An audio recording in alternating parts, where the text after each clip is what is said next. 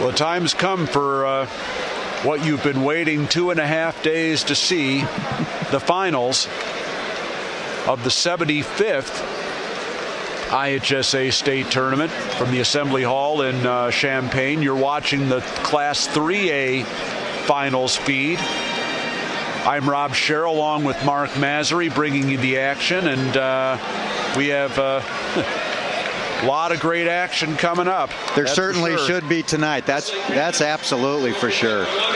You've already talked all about the freshmen at 106, and we got a couple of them here at 106. Chris Williams of Thornton going against Matt Rundle of Oak Park River Forest. That'll be our first match of the night. Yeah, I don't think we have a senior in the first two weight classes, maybe three. And, you know, you look up and down these, and there's a lot of firepower here. Now, you never know how nerves are going to have an effect and maybe make wrestlers tighten up. But if that doesn't happen, we're going to have some firepower, which should be really fun to watch. All my writing utensils have disappeared.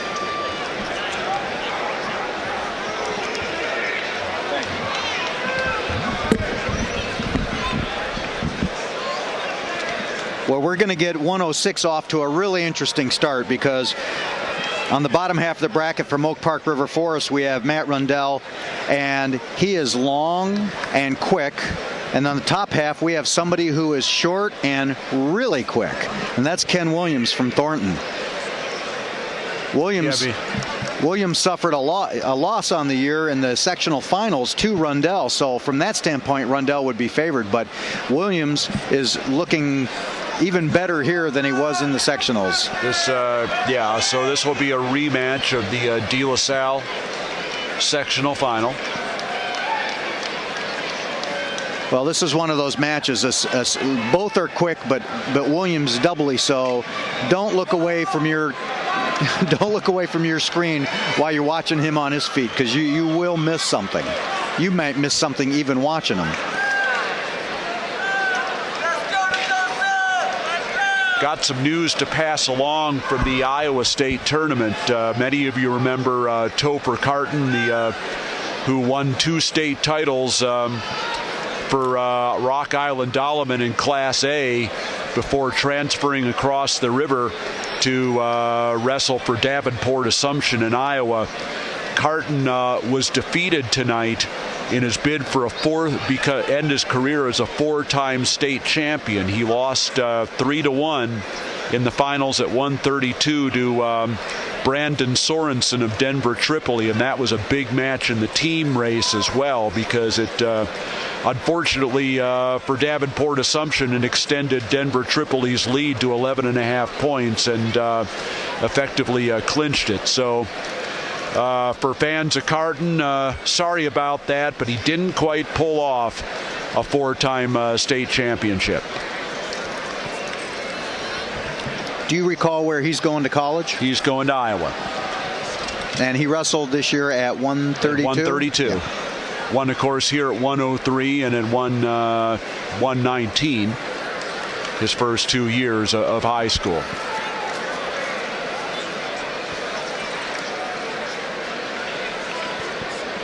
Well, we appear to be having some clock problems. Yeah, we are still trying to reset the clock here on the 3A mat.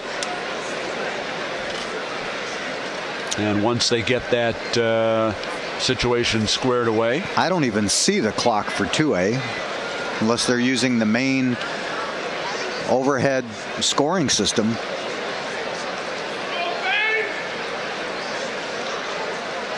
I don't see a corner clock for the middle mat. No, I am not sure where. I'm honestly not sure where they're keeping that.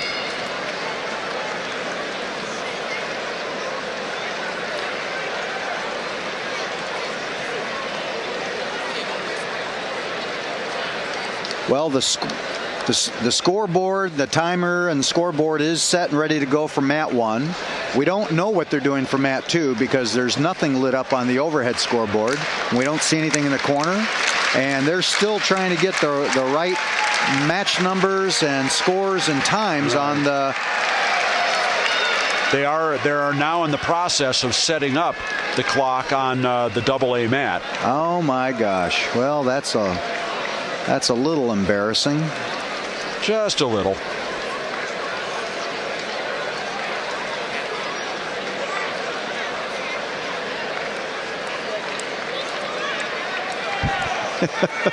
Well, minor oversights with the 1,001 things to keep track of.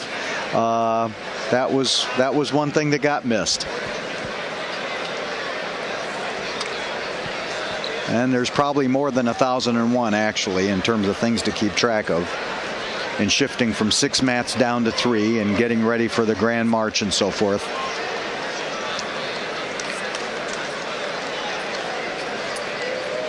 They're still wrestling with the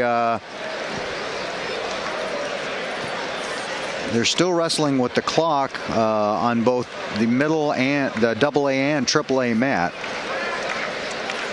They're lit up, but they are not set to zeros properly.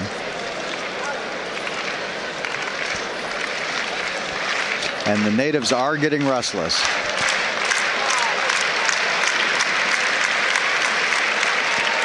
I feel bad for the 106-pounders. They've got their shirts and warm-ups off, and they've been pacing back and forth here for 5 minutes getting ready for this. Here we go. All the clocks are ready and ready to go.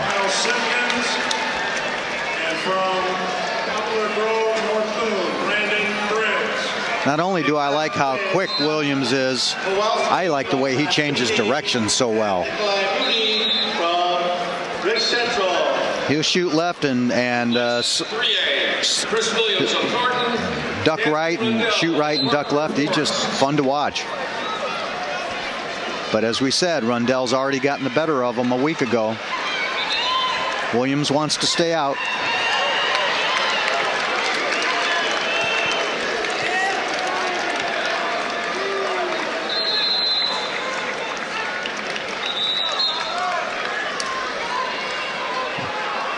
Yeah, Williams is hitting some shots from out, just breaking the ice a little bit. I don't think he wants his left arm controlled by Rundell. Oh, nice tip.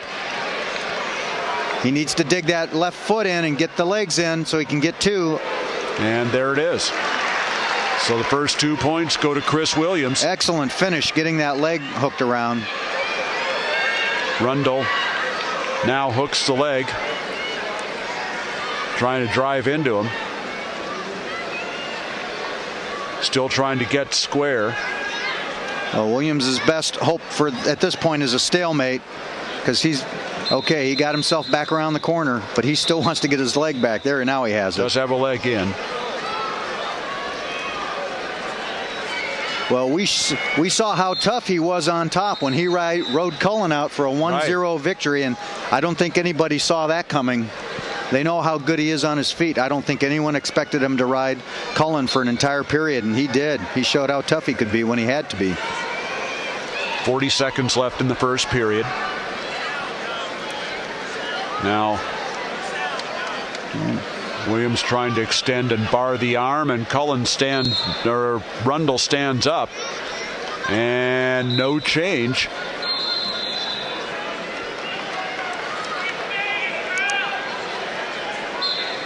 So still 2-0 as they restart. Now he throws the legs in, got the arm, Rundell has to be careful. Williams has that power half in, and that's a good place to waste those last 15 seconds, even if he doesn't get a turn. Not to mention it pulls some energy out from underneath that bottom guy.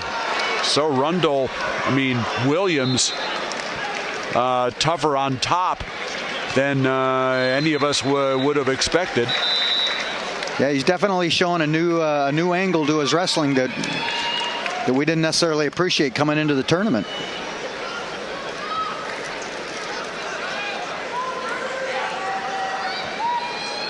Rundell start the second period on the bottom.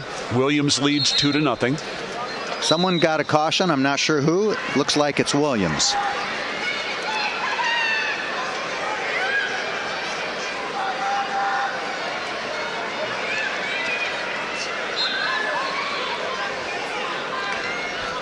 It also looks like they have scouted out Rundle as well, because Williams is hitting the exact right move on top to follow his first action.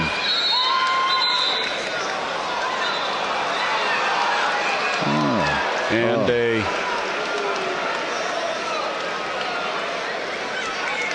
well, that was an interesting call. The ref called a stoppage for potentially dangerous, but it just looked like he had his heel up to his butt. I'm not sure why, but obviously the ref's right there. He must have seen maybe the foot coming out at a bad angle. So, well, Williams isn't afraid to stick that leg in either. minute 25 left to go. We're definitely seeing an angle. Rundle stopped again. Rundle spent a lot of time on the bottom in this match.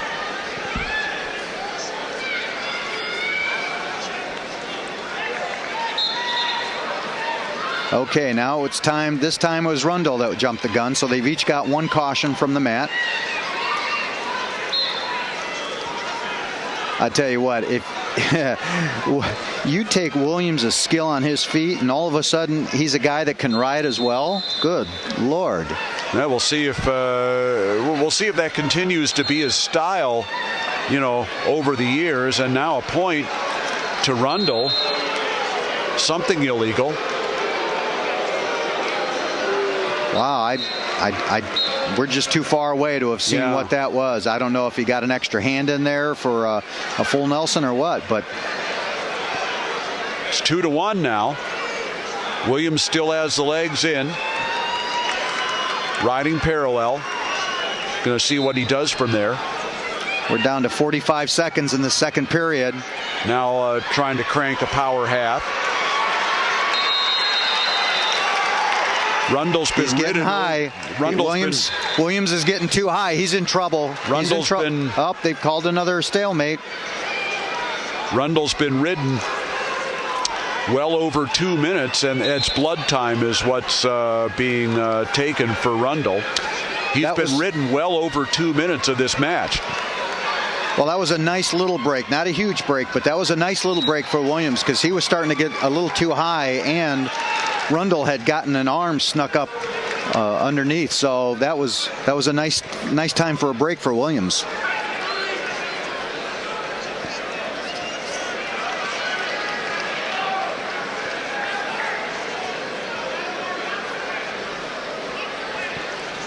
So looks like they have now stopped the blood time. They're getting the cleanup completed. Well, Williams has a record of about 20-2 right now. One of those two losses, as we said, to Rundle last week. Rundle comes in with a record in this match of about 44-3. So they've both put together outstanding freshman seasons, and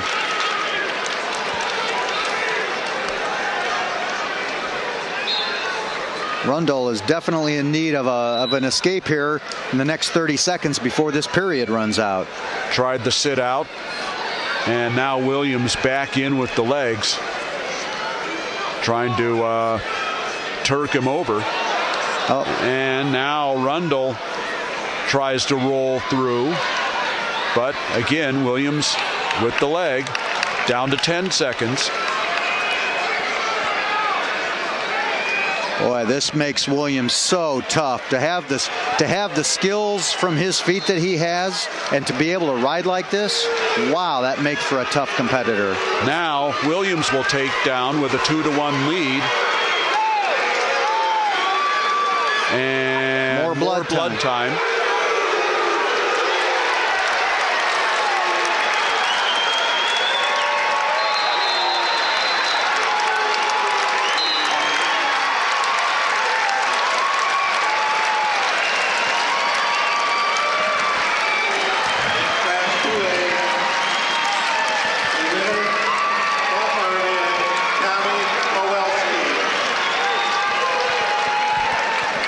Third period about to get started.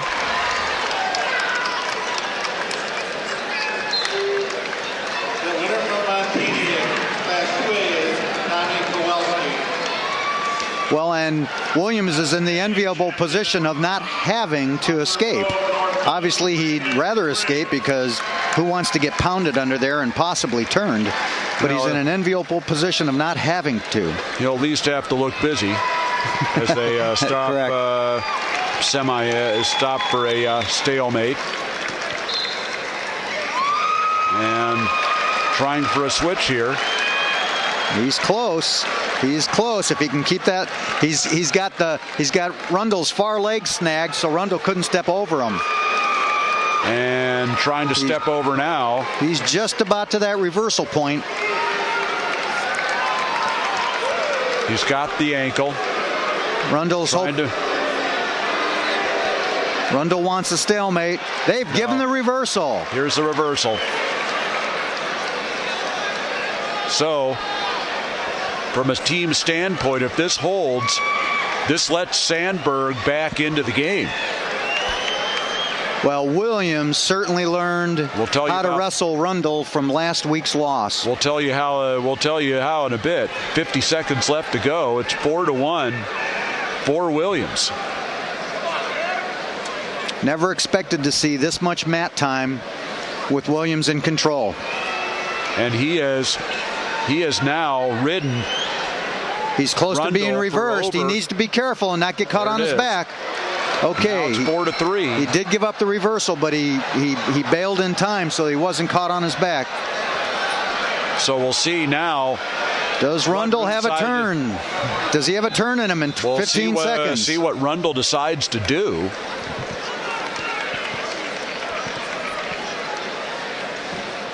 And more blood time.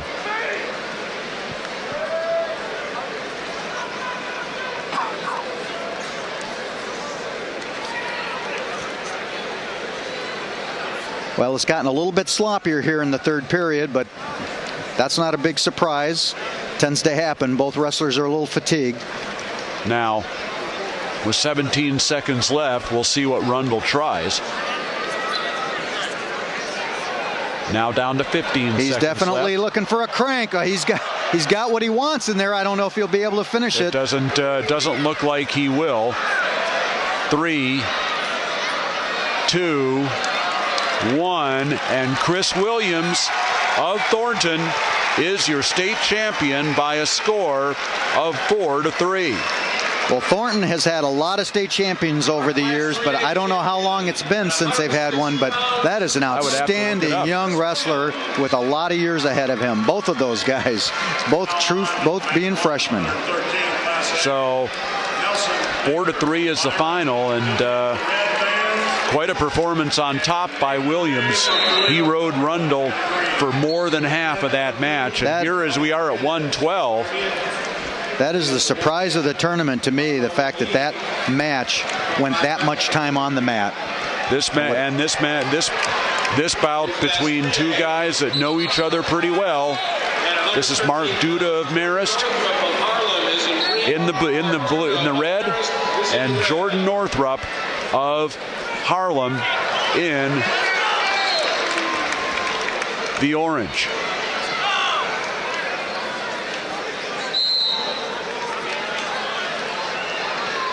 This 113. Northrup, the runner-up at 103 last year. Duda was 5th at 112. So both of these wrestlers now two-time state place winners. And we've got a little bit of a setup like the first match, and that is we've got one lanky, quick wrestler and one shorter, really quick wrestler. Interesting contrast in styles.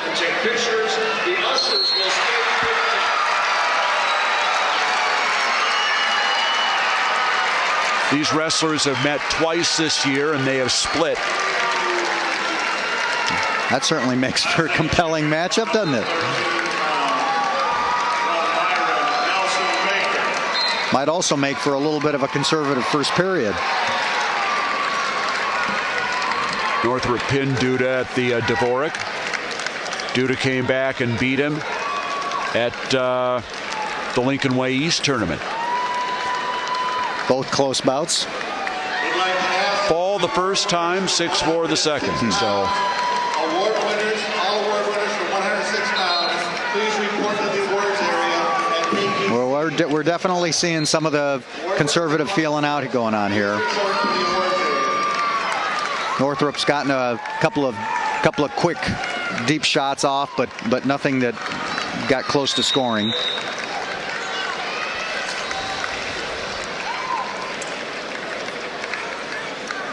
Oh, nice. Oh, nice. Duda got in on that leg really nicely on that scramble underneath. We'll see if he can finish. 15 seconds his left to go. His head's still trapped. Got to get his head out. Oh, they gave the two. They've already given the takedown. He got both legs, so they gave the two. They've already given the takedown. It's 2-0. Under 10 seconds left in the first. Oh, what a nice counter. Is he going to get it? Point. He does get his one. Wow, that was really close to some reversal back points possibilities. 2-1 the score for Duda with that late first period takedown as we go to the second period. And he'll start down.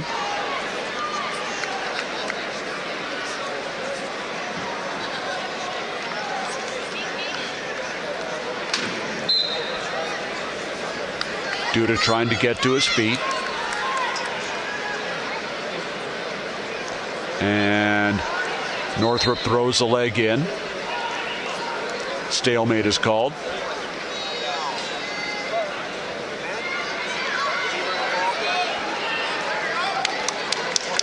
Well, we might get an opportunity to see how the rules called. Oh, nice forward roll. And there's two. He got behind him. And no change. It's 4-1.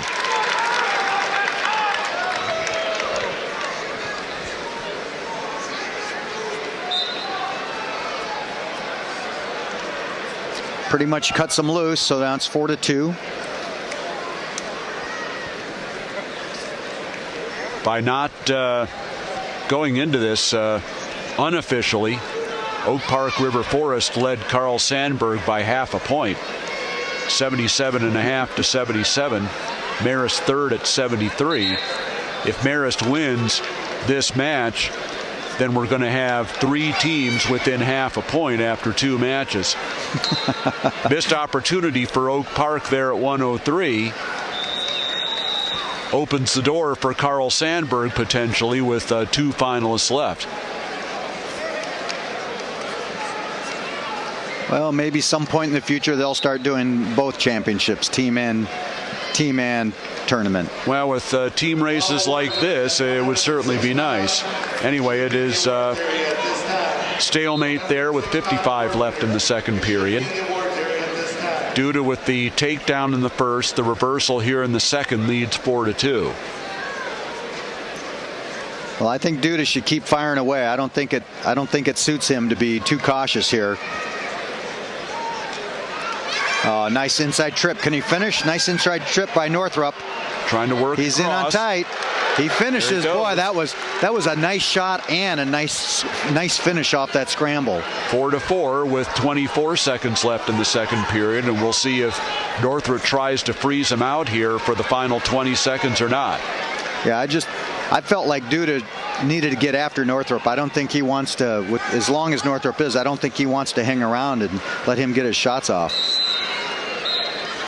Okay. Tries to get to his feet. Trying to break the hands now. Another forward roll. This would be an awfully important 1 point to get right here. 10 seconds left. Under 10 now. Now down to 5 seconds. And Northrop does succeed in getting the ride out. We're 4-4 as we go to the third, and it's Northrop's choice.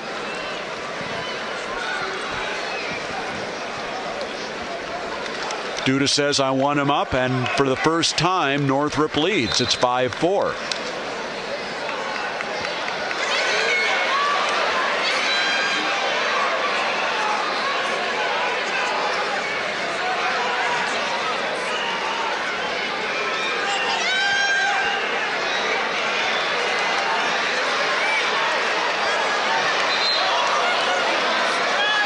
A lot of action on the edge there, and I think Dan Fulcher is telling them that.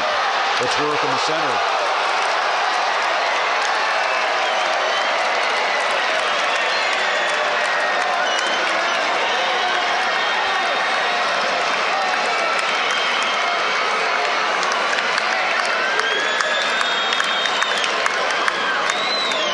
Down to 1:20 now. And a stalemate is called.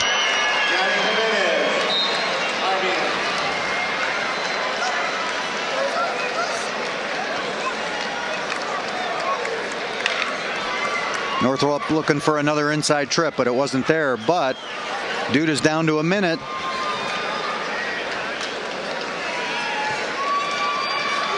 Under a minute to go now.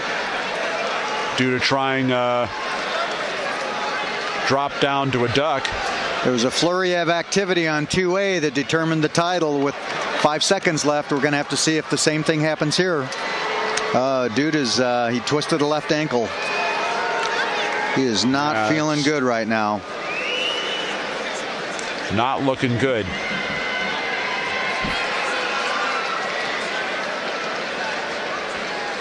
And they are now starting the injury clock for Duda. Came down a little awkwardly on that left ankle, and they're taking a look at it.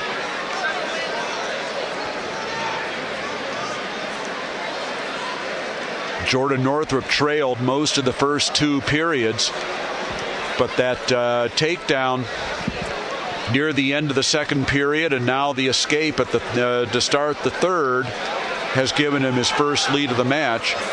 And with 59 seconds left, he leads 5-4. Make that 49 seconds. Oh. Little barrel roll action there by Duda. Couldn't improve on it.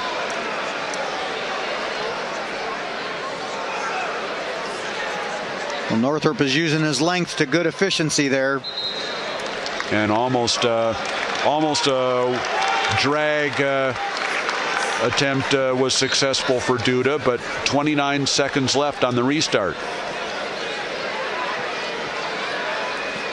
Not a real effective shot there. Yeah, that's it's tough to hit from that far out against a longer opponent. Under 15 seconds left. Duda needs a takedown or a stall or something. Might as well throw it. And it is going to be 2, I think. I think it was out of bounds. Oh my! Northrop's, besides Duda's butt being out of bounds, one of Northrop's 2 feet came down out of bounds. That I didn't see, but it doesn't matter. At this point, that is it. Jordan Northrop of Harlem, on the escape at the start of the third period, is the 113-pound Class AAA champion. 5-4 the final. We've had 2 one-point matches to start these 3A finals. So Northrop winds up taking 2 out of 3 in the series with Duda this year.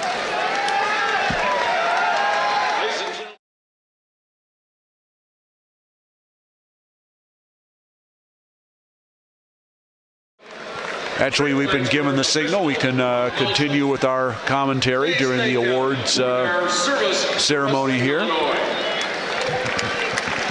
So.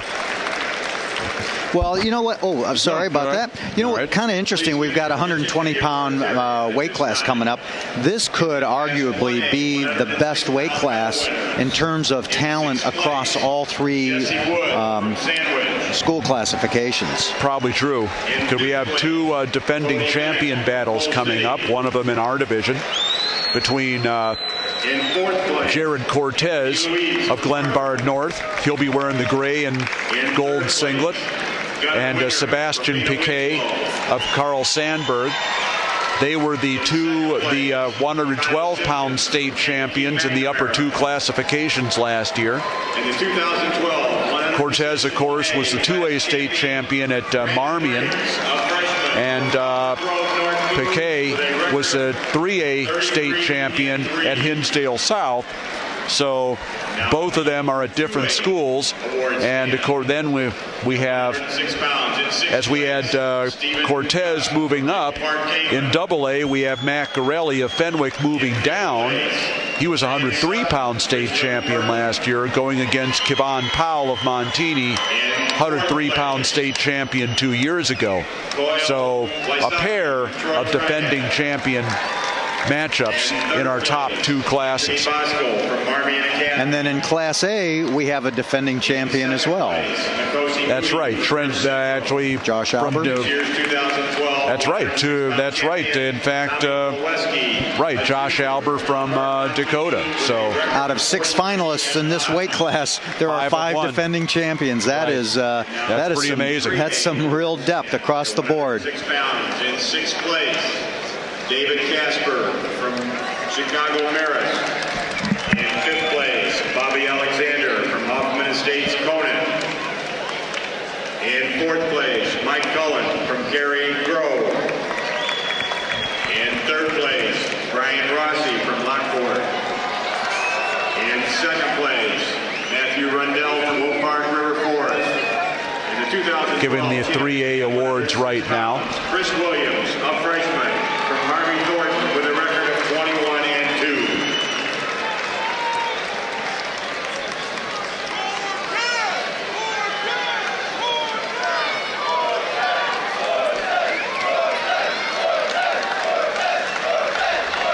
You can hear the Glenbard North section behind us.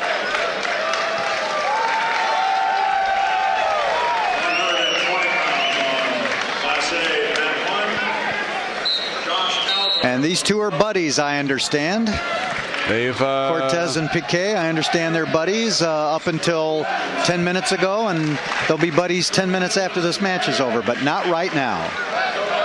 Well, these guys have all worked out in the Team Illinois freestyle camps. All 5 of them, as a matter of fact, that we just talked about.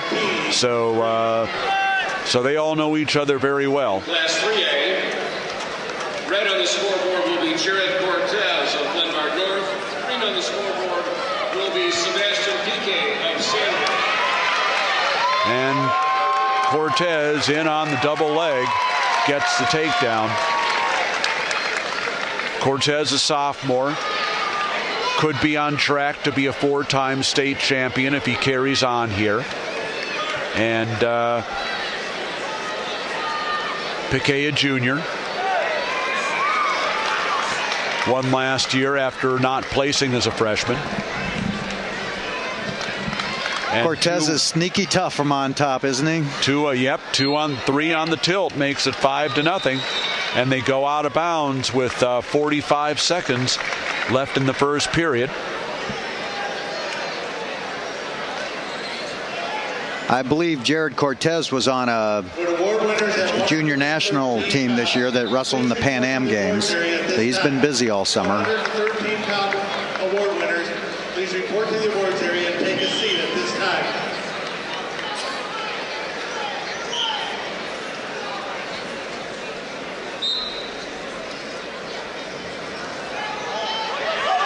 Oh boy, he caught Piquet again. He is tough on top. Got the half, trying to work it. Already 5-0 for Cortez. I was going to say he looked a little bit high on that to try and get a fall, but another 3 puts a lot of breathing room in here. Oh, and he's got his arm trapped again. And over he goes. The ref is waving. It will be 3 more. It will be on the 2-on-1 tilt for Jared Cortez, and it's all it is 11-0. We're at the end of the first period. 2/3 of the way to a tech fall at the end of 2. That was a dominating first period. Nothing more to say about it. Chris Williams' state title for Thornton was Thornton's first since Sean Carter won at 171 in 1995. So a 17-year title drought for Thornton is history. Well, and from what we saw tonight, there might be a couple of more coming because, boy, he didn't show any weaknesses. We'll see.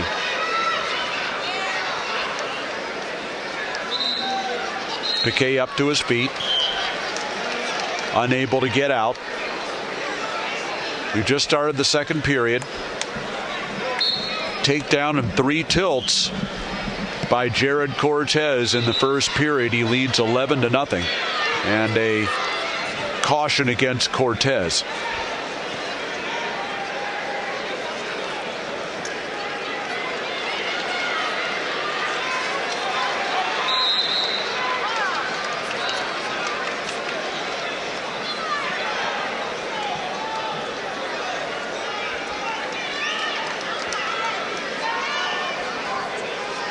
But Cortez is a real leech on top.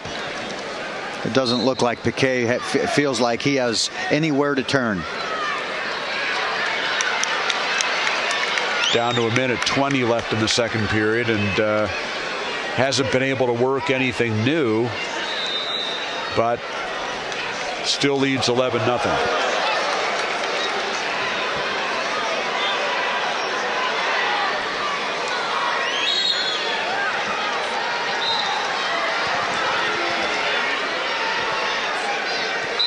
Cortez picks up the ankle, treetops it, trying to kick it out. He and did out a nice, of bounds they go. Cortez did a nice job of controlling that action and getting to the edge without pushing things to the edge. 11-0. All 11 points came in the first period. And we're down to a minute in the second period. Cortez got that left wrist trapped of Piquet. Trying to lock up another 2-on-1, I bet you. He got another tilt or two in him. Down to 40 seconds now. And boy, he Piquet just up to his feet. He drops down on the ankles and works up. I got to give Cortez credit, because a lot of people with an 11-point lead would have probably let that escape happen right there, and he's just being tenacious on Piquet. He has not given him 1 inch. Out of bounds they go with 18 seconds left in the second period. So Cortez putting on a clinic on top. Tell you what, if he's ever a CPA, I want him in control of my money, because he is not letting anything get away easy. Under 15 seconds now.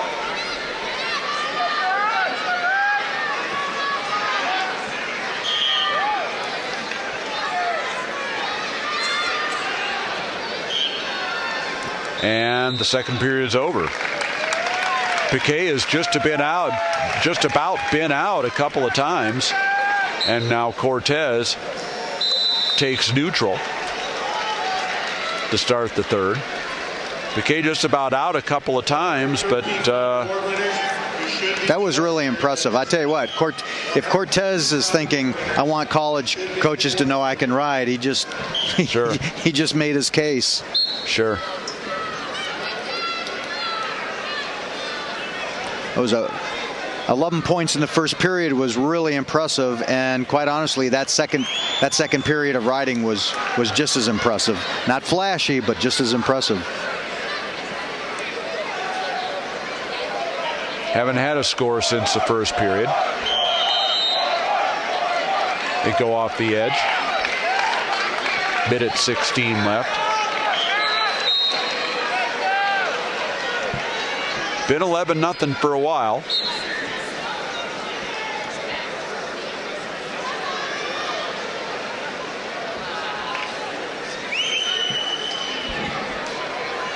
Now under a minute to go.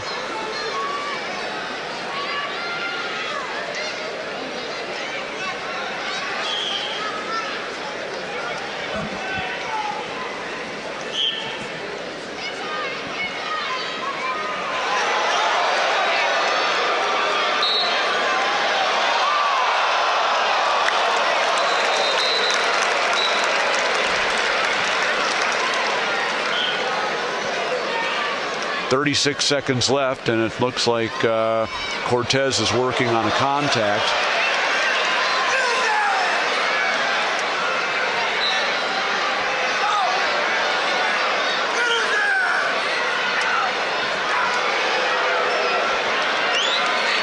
Cortez really hasn't shown any desire to finish this off. Maybe doesn't want to embarrass Piquet, but he's seems to be happy with an 11-0 lead. That crossed my mind that whether it was risk aversion at this point or simply it is his buddy out there and why tech fall him, I don't know. But any way you slice it, that was just a dominating first 4 minutes, and he's got his state title. It was 11-0 at the end of the first period. And that's the way it ends. The last 2 periods scoreless, but Jared Cortez of Glenbard North adds a 3A state title to the 2A title he won last year. 2-time state champion.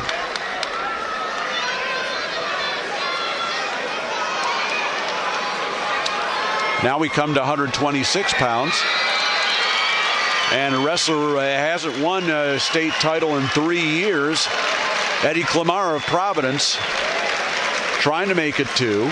He's racked up a lot of wins in those 2 years, but not another title. Back-to-back losses, back-to-back years to Danny Sabatello of Stevenson in the finals after winning it as a freshman at 103. And he'll be going against Nathan Davis of Plainfield Central.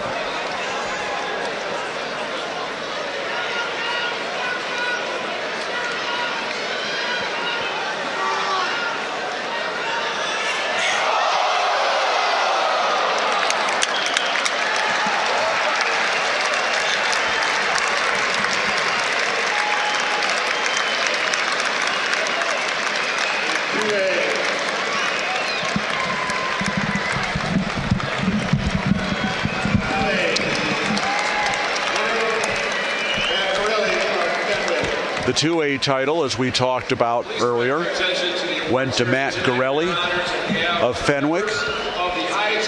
He won in the tiebreaker over Kevon Powell.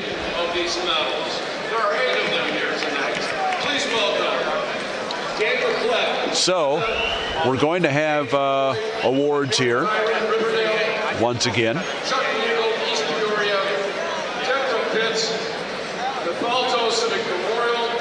Dr. Jeanette Knuckles, Normal Community, Dr. James Quigg, Marmion. So it looks like we will go after every weight class with awards this time around. Member schools and their students. And now for the Class 1A 113-pound medal winners. In 6th place, Riley Beard from Illinois Valley Central. In 5th place, Jack Lucci from Warsaw. In 4th place, Clamara and Davis. from Erie. The next final you'll see here on the AAA feed, courtesy of IHSA.tv. The announcers for this broadcast have been supplied by IllinoisMatmen.com. From Byron, a sophomore, with a record of 37-8. And now your attention to the Class 2A 113-pound award area. In 6th place, Kenny Baldwin. Awards for 113 being giving out right now. In 5th place, Ronzel Darling from Chicago Bowen. In 4th place, Kyle Akins from Sycamore. In 3rd place, Jordan Laster from Montini. In 2nd place, Carlo. We still stand just half a point separating Oak Park, River Forest, and Sandburg in the unofficial, and I do stress unofficial, team race, which has 113 pounds, Jordan Northrup from Harlem with a record of 68 points, also has 2 finals. Now we're ready to go. No, I had bad At 126 pounds, from Stillman Valley, J.J. Whaley. From Wilmington, Trent Lyons. Trent Lyons is in the green, Wilmington's green, Stillman Valley red. In Class 2A, Clamara in the green and gold, Davis in the black. Bob, if you're going to handicap this a little bit, how many points might Clamara be favored by in this match? Close or moderate? I'll put the over under at 4.5. Nothing yet, though. It's 0-0. We've wrestled 30 seconds. Clamara comes into this match with just 1 loss on the year. Do you recall who that's to? To Bobby Zabel of Manuka. He went up to 32 to wrestle him, lost 5-4. This would be a and Davis had an abbreviated season. He came into the tournament at 12-2, so we don't think he got on the mat until about January. No, he didn't get on the mat until late January. And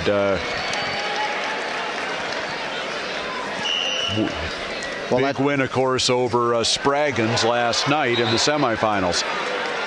Well, yeah, if he came in with 12 wins, 6 of those had to be at sectionals and regionals, 6 or more of those.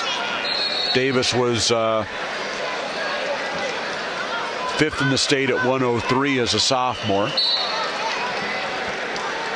And a stalemate as Klimara is able to keep the lock and hold Davis off. So after going through our first 3 weight classes without a senior, we've now got 2 seniors going at it here.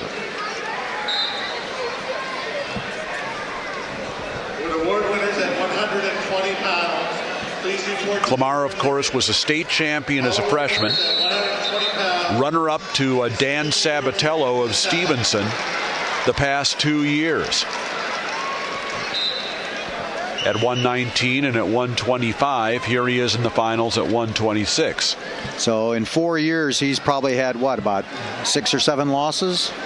Yeah, something like that. Not too many. Quite a high school career. Scoreless first period.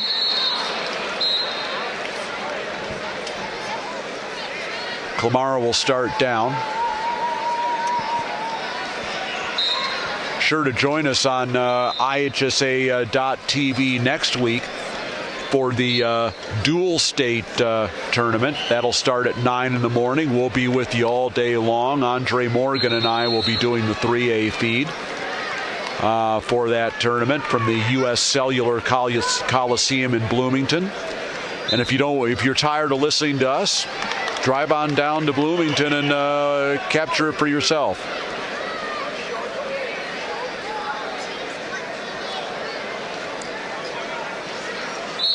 Always winds up being a very exciting event. It certainly was last year when Glenbard North finally broke through and won the state for the very first time after it was their 12th state team trophy and the first that said state champions on it. I never realized that. Yeah, 12 state trophies and finally they get the big one. Wow. Well, they've been so strong for so long that you just don't think about that. 2 runner-up finishes and 6 third-place finishes during the decade of the 2000s. Wow. That's consistency.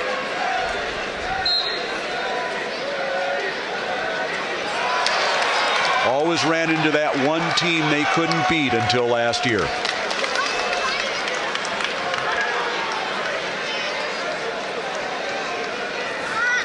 Okay, blood times is over. Getting restarted with Davis on top. Klimara comes up. Drops down to the leg. Klimara does a nice job of keeping coming up to his feet. Sitting on that head, trying to break the hands. Oh, that is so draining underneath there. And stalemate is called. And look at now, we're going to get blood time again, it looks like, for Davis. 120 place winners, please report to the awards area. You should be seated in the awards area. No score, as you can see. Well, that's a tough position. It's not surprising to have blood time in your nose when your face is smashed into the mat like that. I mean, exactly. Klimara really had his hips so tight in there. I don't know how Davis hung on to that.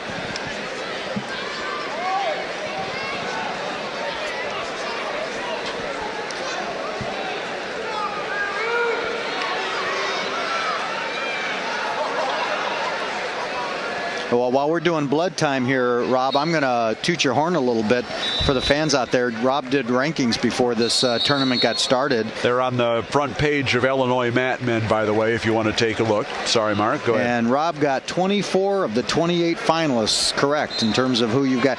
I'm not counting in what order, just the fact that you picked the top 2 finalists.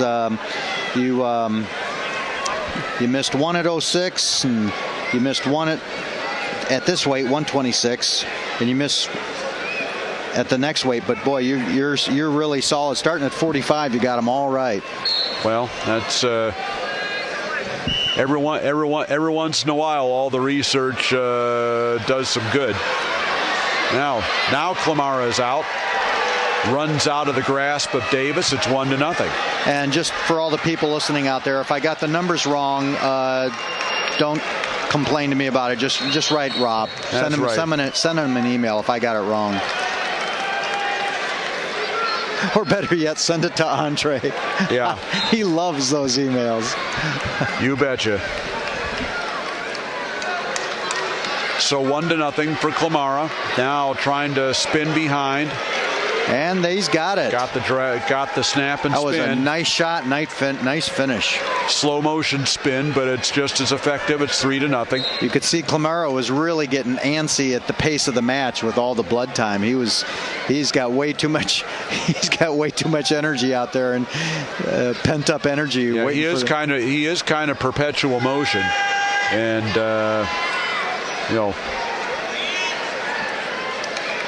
doesn't all result in points, but that's something that they'll continue to clean up as he gets into his college career. Have you heard any recruiting rumors about either one of these athletes?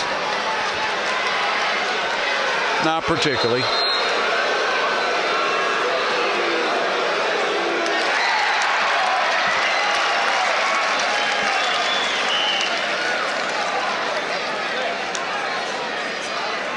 Okay, we're started the third period. Klimara's got his 3-0 lead, and he is on top. Davis has his work cut out for him. And this is where Klimara likes to ride, with that spiral, staying right behind the arms.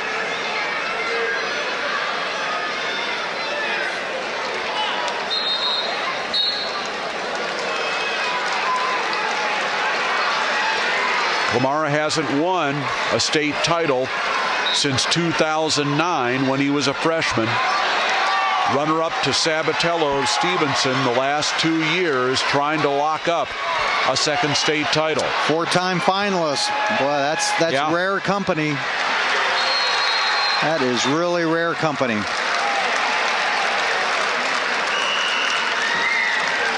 They go off the edge, 1:05 left.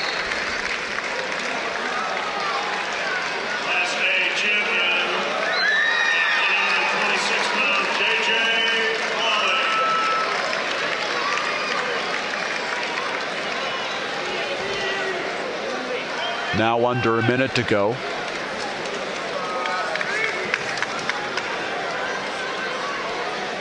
All the points came in the second period. An escape and a takedown for Klimara. He leads 3-0. Well, Davis has no answer for this spiral ride of Klimara. He's tough with it. He switches off to other things and to arms. Well, so that he's not getting called for stalling. He's just not giving him any room to breathe. Doesn't look like much what he's doing, but he is really wearing down Davis.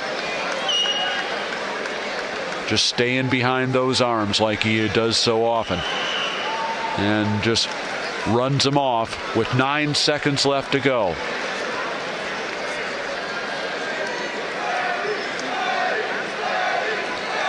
Chance starting, Eddie, and Davis rolled right to his back.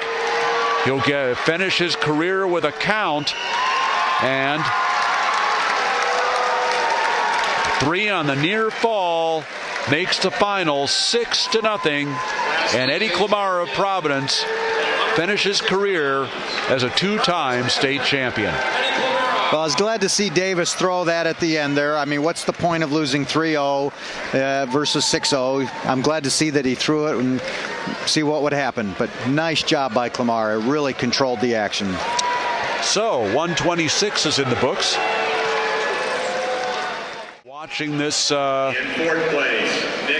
this live stream of the 3A state finals on IHSA.tv. Announcers courtesy of IllinoisMatMen.com with Mark Massery. I'm Rob Sherrill. This is the 3A feed. We've had some pretty exciting matches so far, and we're looking forward to many more. This is a reminder to all state champions in all classes. At the conclusion of all award programs for 285, we will be taking photos of all. And I'd like to send a shout out to the Nittany Linus, who is watching this. Who is that? Somebody I know personally. Someone who shall remain nameless. All right. Right. Nittany Linus. I like that. Let's just refer to her as the Nittany Linus. I like that. Oh, wow. This is about the fastest takedown of the night so far. Sal Anarino wastes no time. We were about 12 seconds in when that takedown was awarded. Red on the scoreboard will be Colin Cummings of Donnersburg North. Green on the scoreboard will be Sal Anarino from Martland.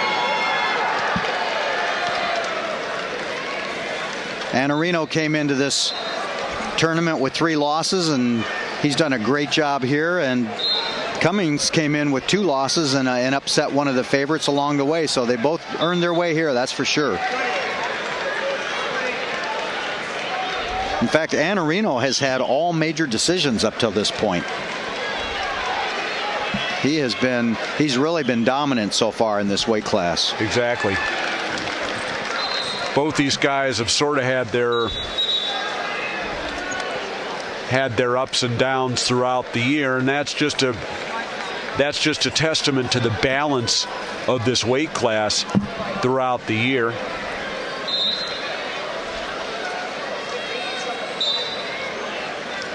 Anarino actually lost 11-5 to Cummings earlier in the year. That match took place at the Batavia tournament. So we'll see how the rematch goes.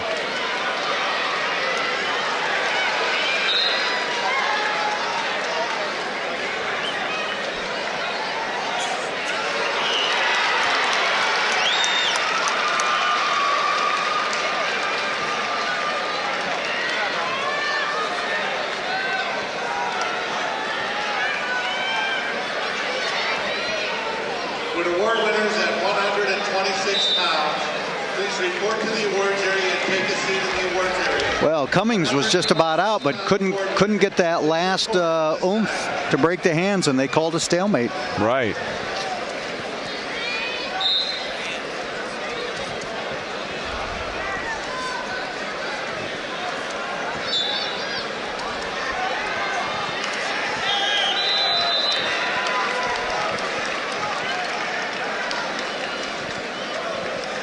That would have been a good place for Cummings to kind of go crazy when Anarino was stretched out like that. That's a good time to start bouncing the hip on the head a little bit and add some pressure. Okay, he got his one with about 15 seconds left in the period, so that was an excellent escape before the period was out for Cummings.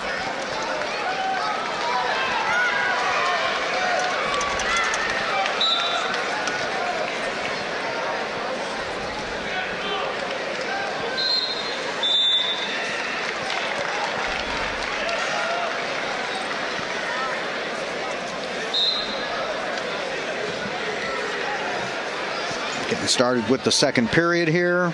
Cummings is going to be under to start this up.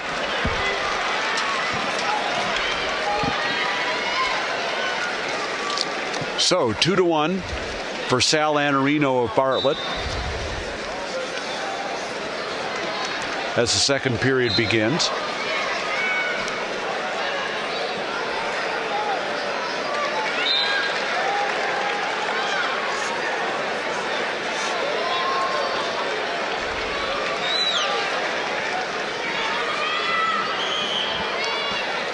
Cummings has his escape. It's 2-2.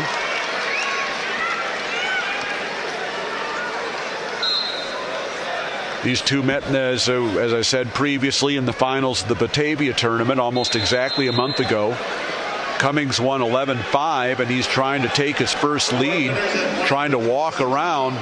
Please report to the awards area. Walk around the hip of Annarino. Was that a 6-point win, or was that a much closer match with a desperation move at the end by Annarino? That's a good question. I wasn't there, so. Rob, we expect you to know everything. It's what I. It's all I got's the box score. You're supposed to know everything. That's what I was told. Okay, well. Shoot.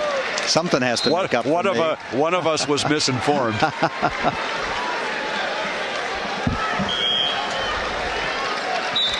Well, your personal problem is you've set the bar really high because you have so much information. Oh, he's in deep. Oh, nice job by Cummings. Annarino was in deep.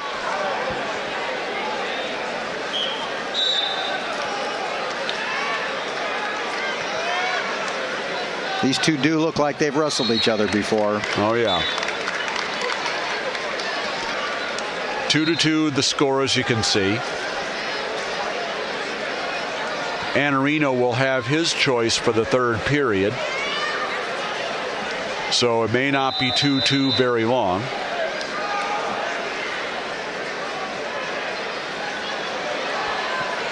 Can he hit the corner in time? Once again, trying to turn the corner on him is Cummings. Oh, man, that is close. What seconds. A reversal. What a switch. And, oh, my goodness, right at the buzzer. Wow. Annarino. Wow. What a flurry. Picks up his second takedown in the match, and that could be a killer with no time to react for Cummings. And Annarino will have his choice for the third period. It looks like somebody maybe. The Downers coach was trying to ask about the timing on that, but that's what the assistant referee is for. He's there to keep an eye on the clock when it's coming down like that. And the assistant referee was standing in the correct place to be able to watch the action and the clock. So presumably they got that right. But boy, that was tight.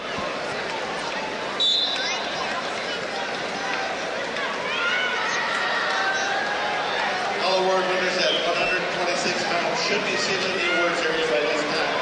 All 126-pound award winners, you should be in the awards area by this time. Oh, nice duck. Nice duck and nice defensive reaction.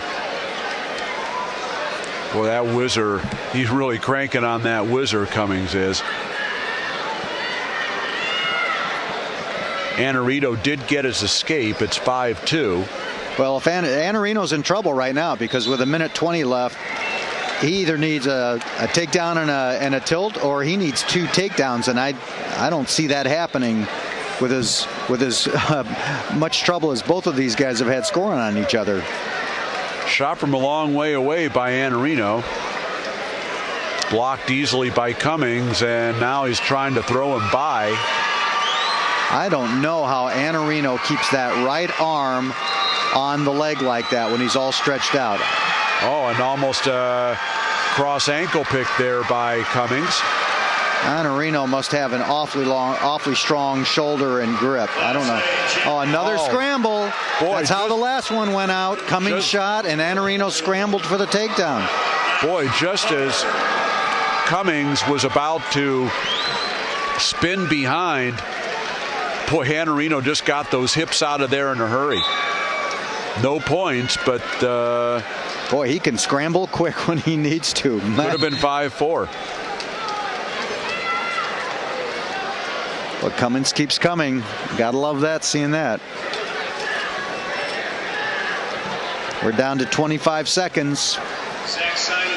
This is the time. This is the point of the match where you got to throw something that's worth more than 2 points. Now down to 15 seconds and a stalemate at 14. Okay, Cummins gets a fresh start. Any kind of a throw, this is the time for it. Don't sit on it.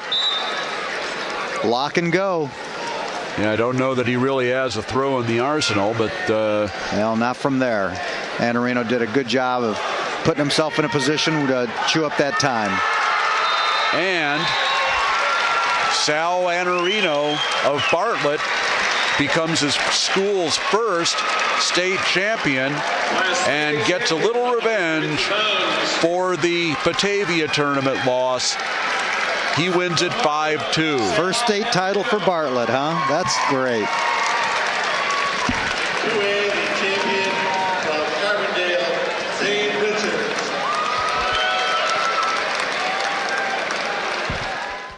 Awards being presented at 126 pounds right now.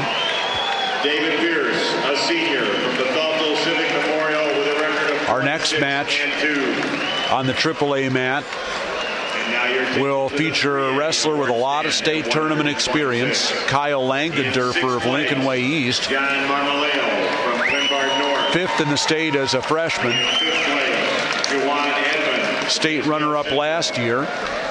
In fourth place, Do I recall Langendorfer with shoulder problems last year? Not that I remember. Okay. Zach Zion from Crystal Lake Prairie Ridge. Langendorfer, a junior, going against Tim Kors of St. Rita, a senior, had never placed in the state tournament prior to this year. What a way to wrap up a year, huh? A senior from New Lenox Providence Catholic with a record of 43-1.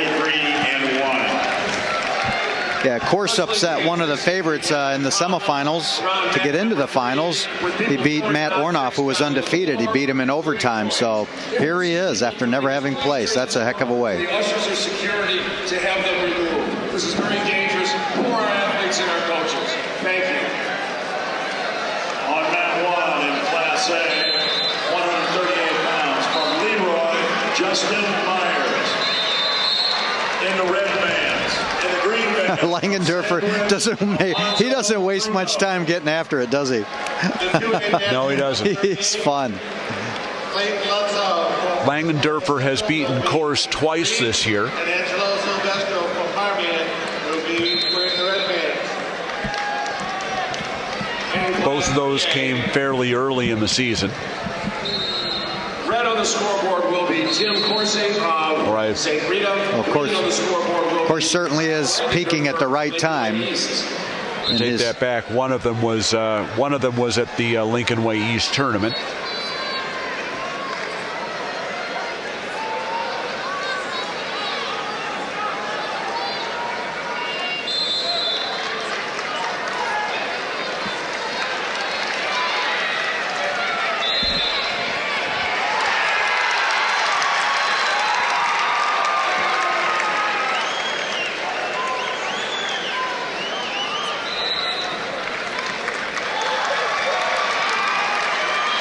So Langendorfer in on the double. He kept those toes in nicely. Boy, he dropped in nice and really powered through it. Just ran him over for the 2. I thought he was going to run out of real estate, but he got it down in time.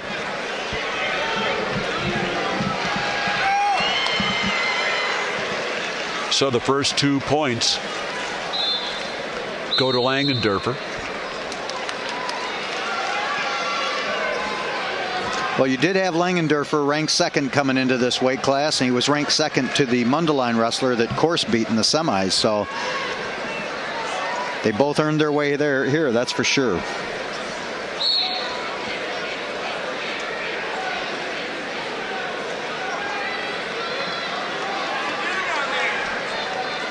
Langendorfer staying behind the arms.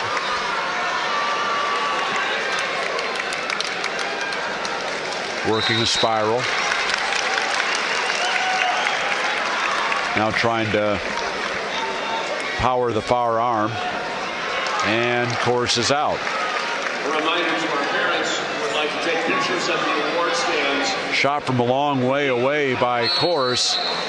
The Langendorfer spins behind. It's not 2 yet. 2, 1, and no points. Corso able to hold him off. Who do you recall who Langendorfer lost to this year? He came in with 2 losses on the season. Lost to Jason Surtis from Indiana. One of the top recruits in the country. And also lost to Blake Santee of Lake Park at the Palatine tournament. At 138? Yes. Wrestlers at 132 pounds. The loss to Surtis, of course, was at 145. That was in the finals of the Stag tournament. So not only was he up a weight, but it was to the first or second highest rated recruit in the country. One of the top 5 kids in the country. Yeah. Well, I tell you what, I give him a lot of credit for going up a weight to do that. Sure.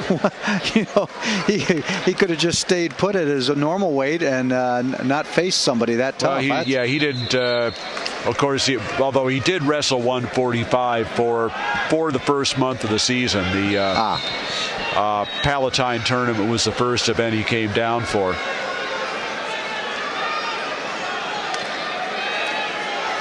Well, he does look big and physical for this weight.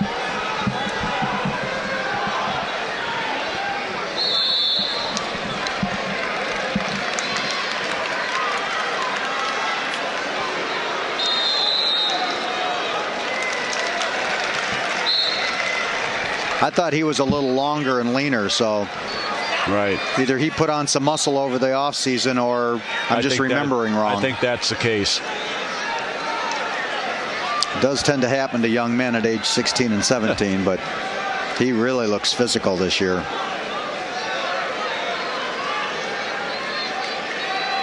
Of course, hanging on to the leg of Langendorfer, trying to kick it over. At this time, 132-pound award winners who should be in the Trying to establish a hip-over-hip position. Of course, just hanging on to that ankle for dear life.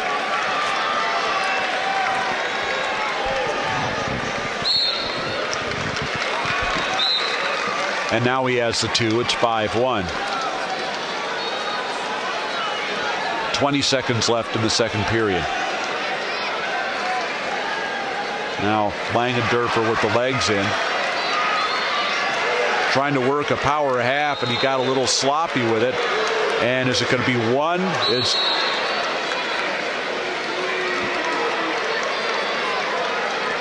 It's going to be 2 points for Course, the escape for the loss of control and fleeing the mat against Langendorfer. Wow. Well, that certainly puts a different spin on the match. Oh, and time was out. Headlock attempt by Langendorfer almost turned into disaster. Wow, that really changes the complexion. Well, St. Rita came into this tournament with 2 wrestlers qualified for state, and obviously they got one of them through to the finals.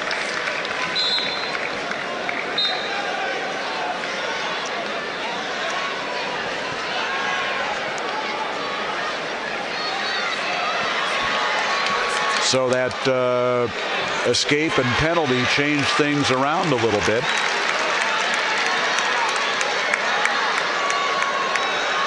Yeah, this had the feel of a comfortable match for the last couple of minutes.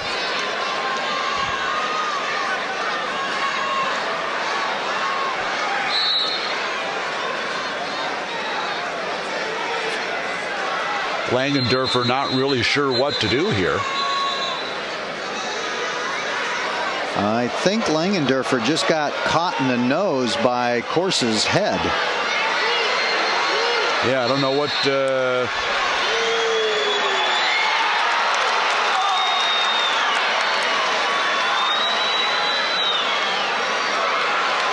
Not quite sure what hit what. I know. Langendorfer was riding cross body. A minute 19 or minute 21 left is the time.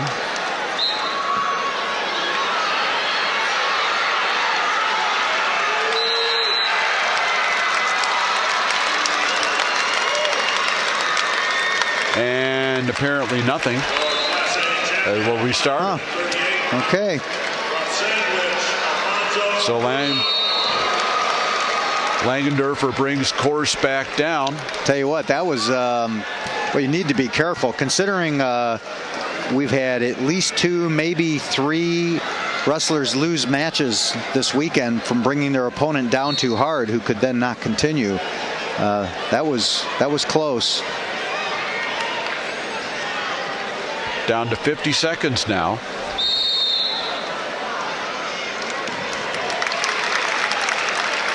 Last thing you want to do if you're Langendorfer is that give your opponent another point for any reason that you don't need to. Tight waist and half is what he's riding with. Not really looking to advance it too much. Under 30 seconds to go. Langendorfer has ridden course this entire period. Now course trying to hip into him and hip him over. And the escape is given, makes it 5-4. Down to 10 seconds. Wow. And boy, it's just they're letting him wrestle on the edge here for an awful long time. Wow. The complexion of this match changed so much with those 2 points late in the second period. Man. That was 10 seconds on the edge of really not much at all. Oh my God. Jeez. Wow. Holy smokes.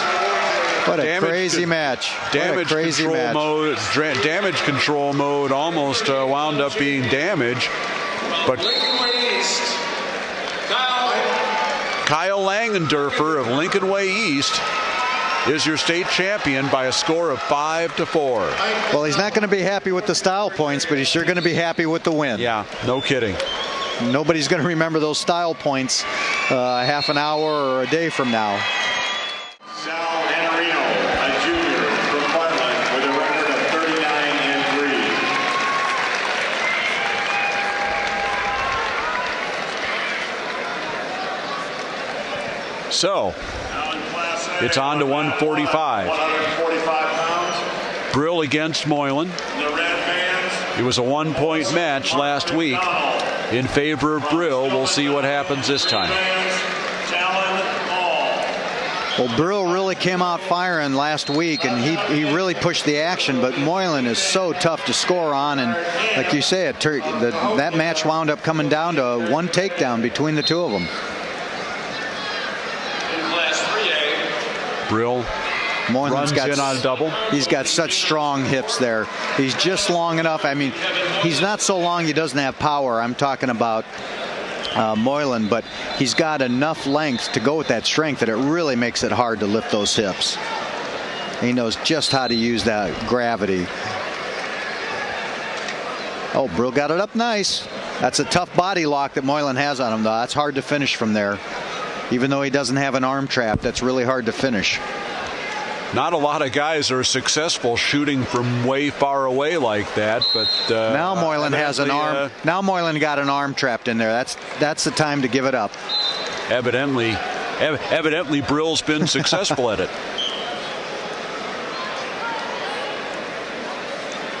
Yeah, as Brill adds more setups to his arsenal, he's just going to go from dangerous to crazy dangerous. Right. He moves nice, which is where some of his takedowns come from. You know, he hits one and moves to another, but most of his shots from out happen without setups, and that's not terribly uncommon, but he'll improve that as he goes along, considering he's only a sophomore. 43 seconds left as they go off the edge.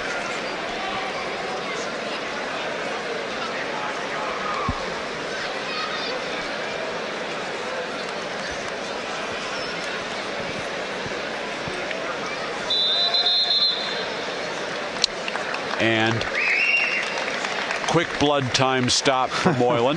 We have stoppage on all 3 mats right now. Great. A little blood. It looks like too much blood, not enough wrestling. Looks like it might be blood on all. No, it's something else on mat 3. Maybe some cramps. Yeah, looks like a cramp there. cramp or got hit in the wrong place, maybe. We're back on mat 3 with the action started.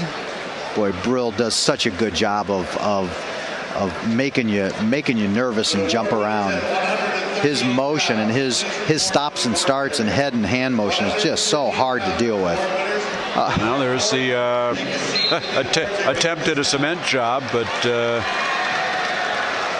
didn't finish it. 9 seconds left in the first period. Well, so far, this is a repeat of last week. Moylan, I don't think he got a shot off in the first period last week, and he hasn't here as well. And it's hard to when Brill moves the way he does. Right. That can be pretty frustrating. You have to really, from Moylan's perspective, you really have to stay disciplined. You're always reacting to Brill, and it's a question of, how am I going to get my own offense started? Exactly. Second period underway. Brill on the bottom.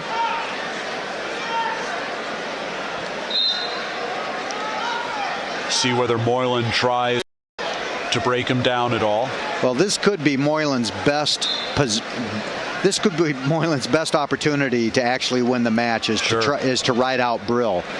I think he has a slightly higher odds of riding out Brill. Only unless he gets stepped over on. That one's geez, don't ask me to pick any lottery numbers for you. I think he had a higher likelihood of riding Brill than he did of taking Brill down, but now he's gonna have to. It is 2-0 on that reversal by Brill. Nice step over on it.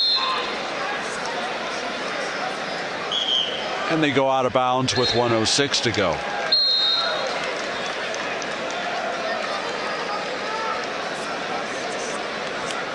I've yet to see Brill in a position that he looks like he feels uncomfortable in. It just seems like he feels comfortable in just about whatever position he's in.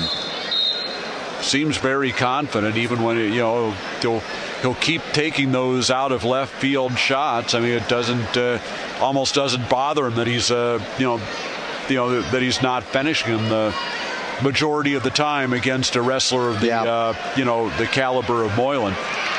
Well, I think some college coaches might like him to go to his hip a little less often from the top position. I think that'll make some college coaches nervous, but that's an easy change to make.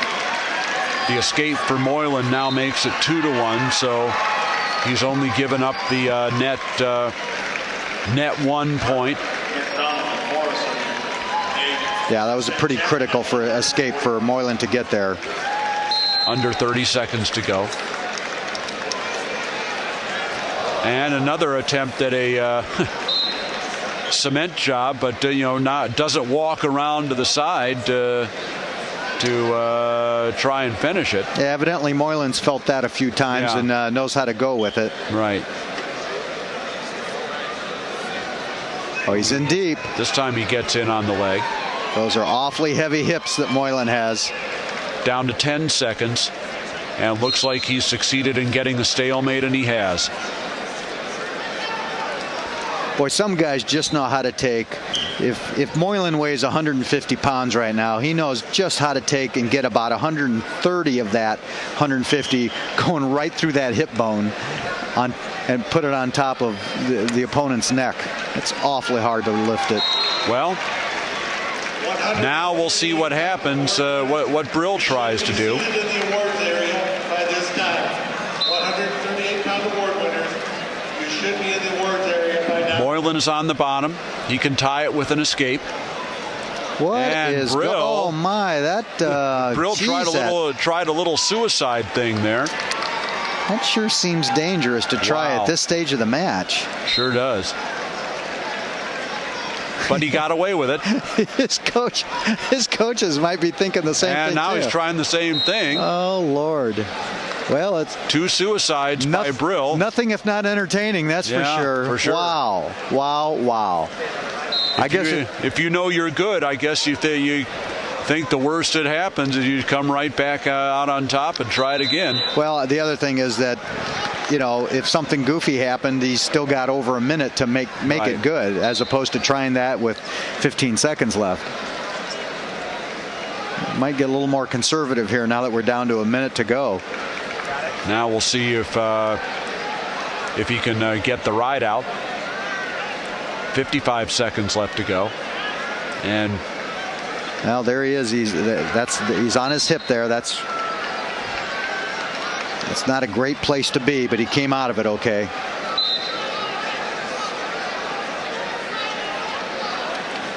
Moylan trying to pick his spot on when to try and come up to his feet. Well, at this point, the last thing Brill can do is give up a reversal, because you can't guarantee anybody that you can come out within 10 or 15 seconds. You see the clock. It's down to 21 seconds as they go out of bounds, and we'll see if Brill can get the ride out. This isn't exactly the way I envisioned this match unfolding, but I guess it shouldn't surprise us, because it was awfully close and low scoring last week as well. Well, oh boy, that's trouble. Oh, that is trouble. Will it be one? Will it be two? Oh, it's one. Man, that was almost disaster for Brill. That was almost the trouble that he wouldn't have had time to recover from. 5, 4, 3, 2, and with 2 seconds left, they come back to the center. We are going to overtime between Brill and Moylan. Woo. Well, this shouldn't be surprising, given how close the last match was. And here we are. Can Moylan get a shot off, and can Brill finish a shot? What it's going to amount to. We're already 10 seconds into the 1 minute overtime period. Now, I'm wondering if Moylan's going to actually take a shot, because he hasn't yet, or if he's going to be content to see what happens on the mat. He knows if Brill tries to run through him, he's going to run him right out of bounds where he is. And a little bit of a headbutt there as they go off the edge. I think Moylan feeling the effects of that a little bit. 29 seconds left to go in the 1 minute overtime period. It is 2-2. Still a lot of motion by Brill, but they've both slowed down. You can see that. The winner with the decision from the Scuda. Well, I'm wondering what to expect from fatigue-wise here, because quite honestly, Brill has really pushed the action. If either of these two wrestlers is going to be more fatigued than the other, Brill's going to be the more fatigued one. Yeah, a lot of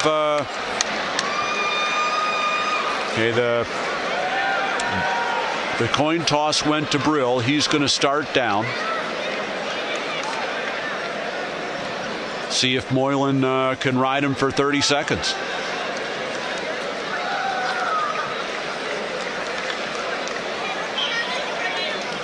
And the roll right out, and Moylan follows him nicely.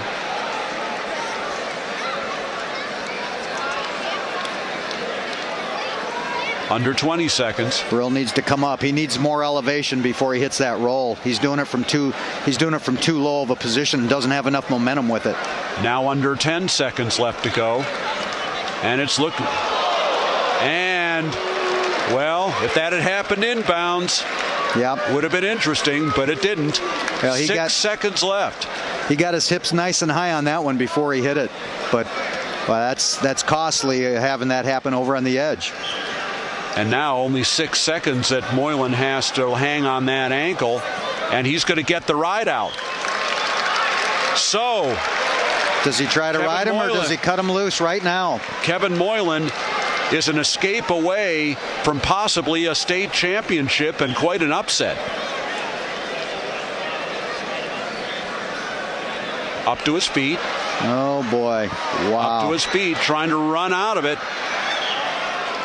Brill takes him out of bounds. 19 to go. You can see the clock. An escape could win this match for Moylan. But Brill. That's a dangerous position right there because Bryce Brill is not as fresh as he was earlier in the match. But Down to 5 seconds. He got away with it. Now who wins? Well, let's see. Brill might get his choice. Brill gets the choice. He scored first. Brill gets the choice. What's he gonna do? What is he gonna do? He didn't get out, so we'll see. I think he's. Oh no! It's well. There's 1 second left. Does he pick bottom where he just got rode out, or does he pick top where he just rode him out? Well, let's see. It is his choice. Wow. He's chooses going down. He chooses down. We have got quite a finish on our hands here. Okay, he needs to come up before he tries to roll. He needs to come all the way up first.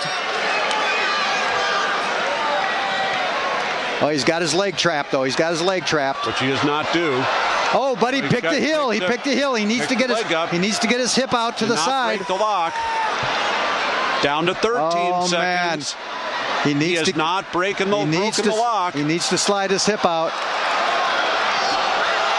He has not broken it. 3, 2, 1.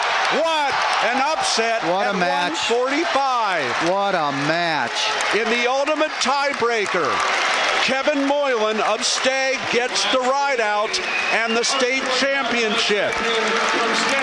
He has turned around the sectional semifinal loss at De La Salle last week, and he is the state champion in an improbable victory, 2-2 in the ride out in the ultimate tiebreaker. Wow. In 5th place, Maurice Wilson from Walter Luther. In 4th place, Evan Baylor from 1st place. It'll be Brian Murphy of Glenbard North. In 5th place, he's been 3rd and 2nd in the state previously. He's a junior. In 4th place, going against Max Schneider of Chicago Lane Tech. Greg Marquez from West Aurora. He has been a state champion. He has been a state runner-up. Chicago St. Rita. Who did Murphy lose to last year? State champion at 130. Luke Smith from Wheeling. A junior from Lincoln Way East with a record of 42. A match that was scoreless after 2 periods. Right. And 8 points by Luke Smith in the 3rd to win 8-0. One of the great 3rd periods I've seen. So here we go. His opponent, Sterling Newman Catholic, Brian Marr, and the Green Band.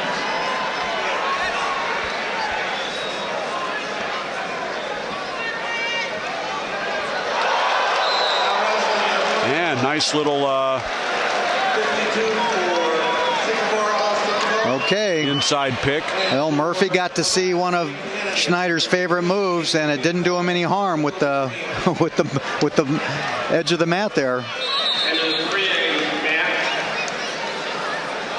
a battle of the season. But he just figured out that it is as effective as expected. Max Schneider winning on the scoreboard. Oh, this is just fun. I mean, you just don't get that many undefeated matchups here in the state finals. 2 nationally ranked wrestlers in the last match, 2 nationally ranked wrestlers in this match, each one of them in each match top 5 nationally at his weight class. Yeah, it doesn't get a whole lot better than this.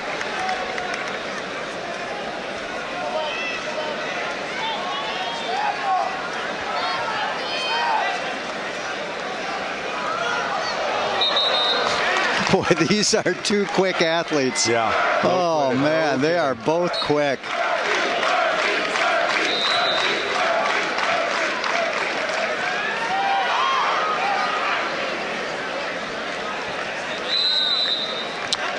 .30 seconds left in the first period. They're still feeling each other out. Well, Schneider's gotten a hold of Murphy's arm twice now, and Murphy has maneuvered himself to the edge real quick once Schneider got a hold of that arm. Please report to the awards area. 145-pound award winners, please report and take a seat at this time. Now Schneider in on the ankle. He's awfully close to the edge, though. Are they going to call fleeing the mat? Nothing. Well, Murphy, he needs to get going here because that's the third time he's used the edge to avoid a takedown, and the refs will only give you so much of that.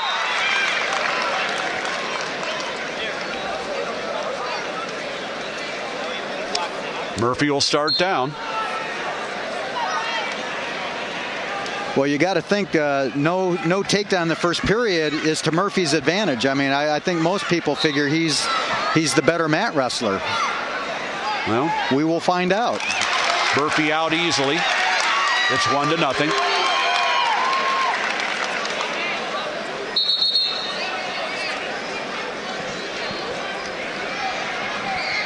Murphy's backing up to the edge again. He's really got to be careful with that.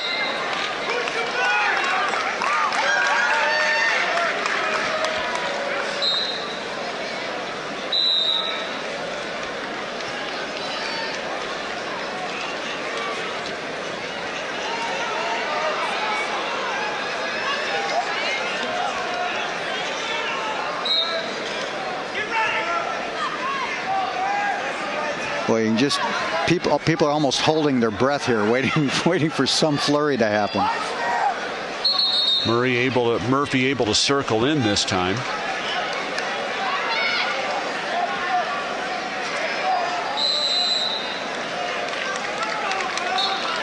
Minute 2 left in the second period. Well, the interesting question here is, if there's no more points scored in this period, does Schneider take down to start the third period? Exactly. With Murphy being considered really tough on top, that's an interesting question that we'll see unfold. And it looks like Murphy seems content to just force that question on Schneider at this point. Under 40 seconds left to go. Well, Murphy really doesn't want to put his hand on Schneider's neck. He's doing everything he can to keep his elbows back because he does not want to give an arm up to Schneider. Little throw by attempt there.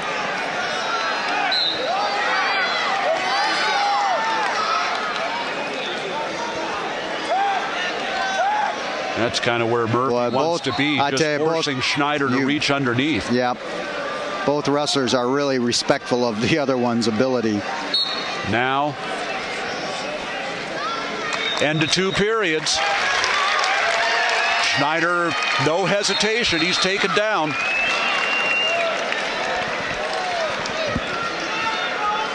He thinks he can get away. Whoa, that's a tough cradle. That is a tough cradle. Well, it's not. He did break the hold, but now he's got to reset and get himself. Yeah, he got himself a little too small there, and he's out. Okay, we're back to a takedown match again. Almost got cradled, but Schneider got away with it. He's out, and it's 1-1. All right, so who's in better condition here? Oh, Schneider got. Oh, he came up. Did. Nice reaction. Nice reaction by Murphy. Schneider had a nice deep shot. Well, he's going to try and drag him back in. Now look at that! Look at that dexterity. Are you kidding me? Woo! And he got it. Oh my gosh! He finished it somehow. Yes, he gave it two. He finished it somehow. Wow. Murphy doing the splits to try and avoid the takedown, and it's not successful, and Jim Considine is calling the officials over the table.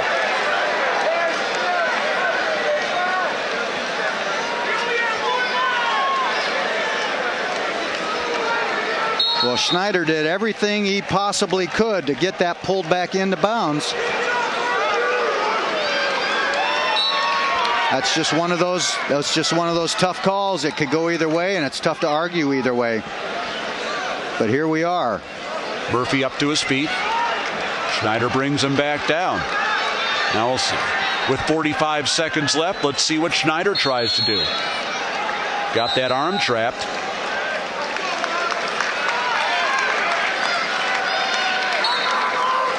Well, this match is everything people were expecting, much like the last one. It has delivered. Caution on Schneider. Now it's a clean start. Murphy up to his feet. Schneider brings him back down. Trying to run out of it. And nothing there.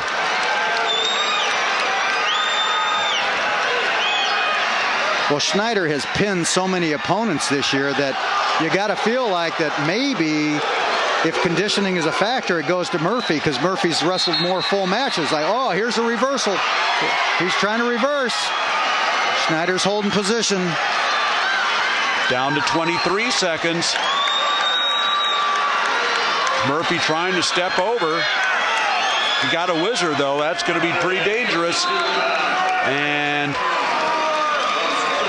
well, does Schneider hang on to him, or does he cut him loose? That's a good question. And dance for 10 seconds, because he has not been warned for stalling that I recall. Well, now he can take a stalling warning there. Well, he's hanging on to that leg. 5, 4, 3, 2, 1, and it's a second state championship. What a match for Max Schneider of Chicago Lane Tech. These last two state championship matches have delivered what everybody expected.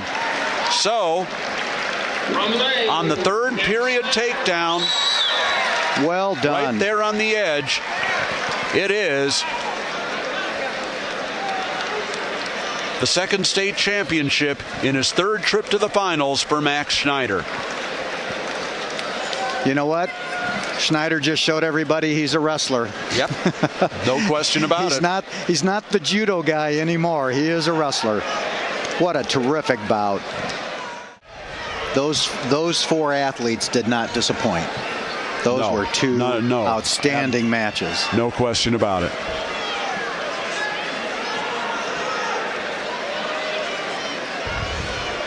And honestly, it would be almost an impossibility for four athletes that good and that evenly matched up for there not to be a ref's call that's somehow on the 50-50 mark. In fact, it's kind of surprising there was only one call that fell into that category, actually, with as close as those matches were.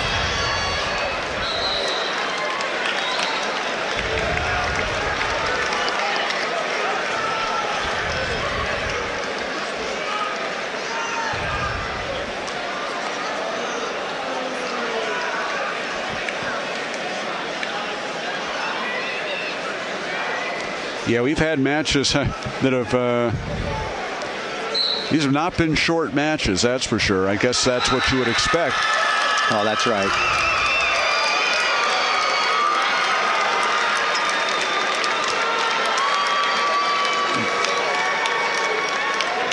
Class 2A, the winner with a decision from Sycamore, Austin Coleman. If we could have your attention to the awards area, the 1A award stand at 145 pounds. In sixth place, We're giving awards now out at 145 pounds. In fifth place, Aaron Bonnell from Byron.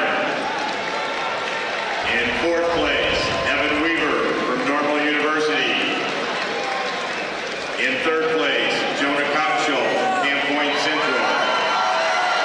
In second place, Taylor Paul from Stillman Valley.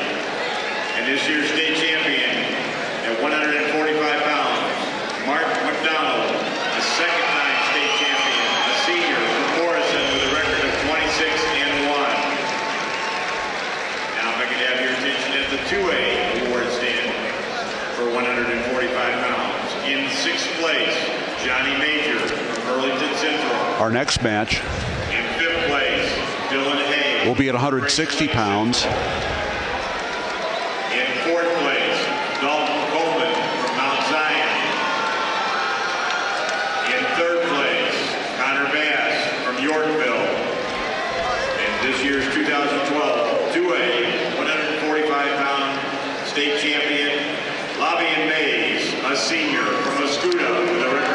Sean Quay McMurtry, wearing the gold singlet from Lockport, going against Farai Sawira of Lake Park. And this is the first of 4 straight matches that have mythical team race implications. Lockport, one of the few teams that theoretically still with a shot. Bryce Brill from Mount Carmel. And the 2012 3A 145 state champion, Kevin Moylan, a senior from Stagg, with a record of 45-1. Now on map 1, Class A 160 pounds. And now we're ready to get going. In the green bands, Billy Chansey. In the red bands, from Winnebago, Trace Engelkis.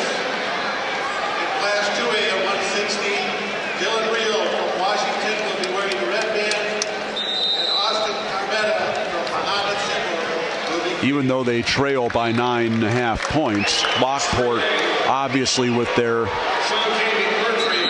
chance. And McMurtry with a nice lift on Sawira brings him right back down, and he's going to get a 2-2 out of this. He brought him down with the half in.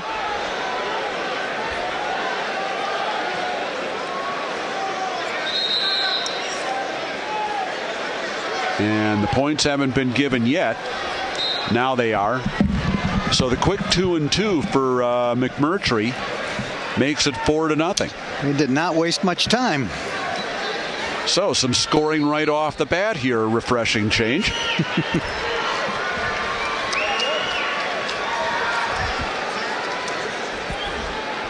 Well, I'd never seen Sawira wrestle before this weekend, and he's been fun to watch. And I tell you, he does not give up.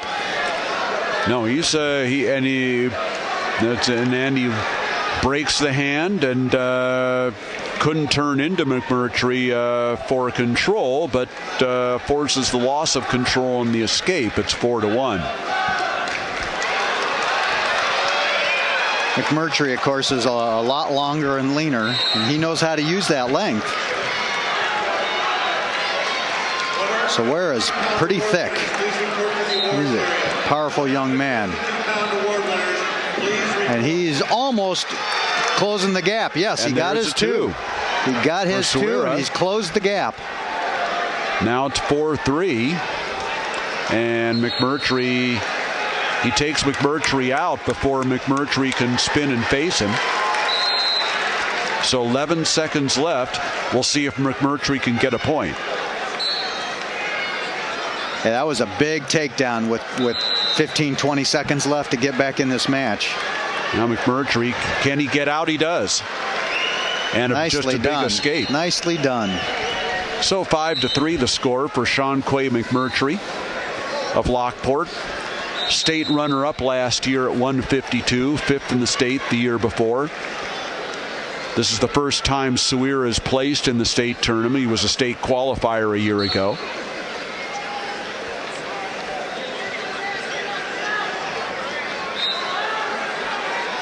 Seems hard to believe. It was, gosh, I guess it was 2 years ago. He was wrestling Max Schneider in a sectional meet down at 145, I think.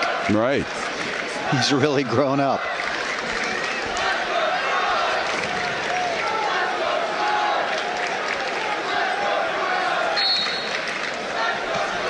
Takes him out of bounds. We've wrestled 29 seconds.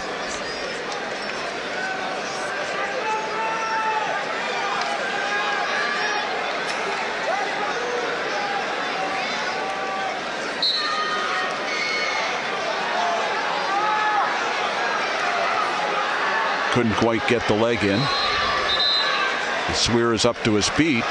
Do you know, is McMurtry a full-time wrestler, or does he play football as well? That's a good question. I assume he probably did play football.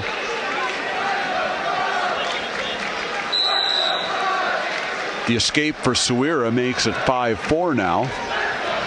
and shoots the far leg off the 2-on-1. He's in tight. He is in tight. I don't know what McMurtry has for a counter, except for that length of his is so difficult. Well, like we said, Suera's not going to go away quietly, but man, that length can be a difficult thing to overcome at times. Down to 45 seconds now. And McMurtry locking in on a leg. I tell you what makes McMurtry is so tough is he's got nice switch off to the double. That was beautiful. He's got that length while still maintaining his power. Right. I mean, he's not as strong as Suera, but he is plenty strong enough to go with that length. That's very really athletic. hard to fight off. Very athletic, and he just walked right in, took the leg, and scored. Looked like he could do it all the time. Yeah, the way he did it there. I mean, the ultimate of that, of course, was Joe Williams. I mean, he had those super long arms to go with that ridiculous V-shaped upper body. And 3, 2, 1, and McMurtry will take a 7-4 lead to the third period.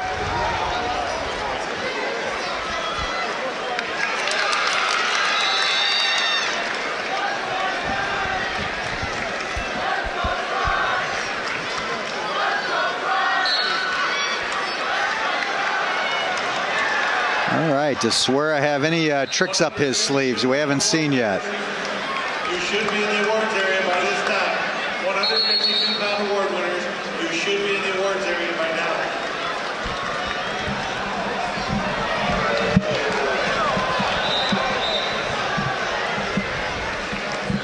Yeah, we'll just have to see what. Well, Suera's at the point now where he's going to have to hit some sort of headlock or just a power double, come down with a half Nelson on the way down. He is not going to make up a 4-point differential with 1:30 to go with takedowns. That's what McMurtry was able to hit on him the first off. Brought him down so easily and had the half in as well for a 2-2, and that's the margin in this match right now. Well, Suera's trying to jack him up. I don't know exactly where he wants to go from there, but he's trying to jack him. McMurtry trying to feel which way he wants to go with it. Those legs are so far away, Suera can't even get close to him. He was trying to do some sort of trip, and he couldn't even get his feet to McMurtry's knees. So we have some blood time for Suera right now.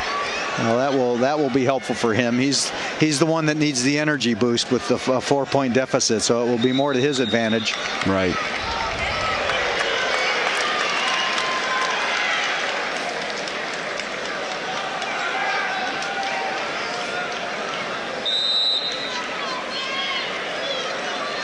Is it my imagination, or has this been a slow match?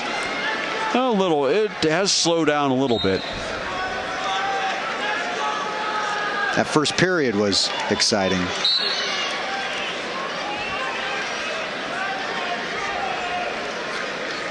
McMurtry, all he needs to do is hold position. He has not been warned for stalling.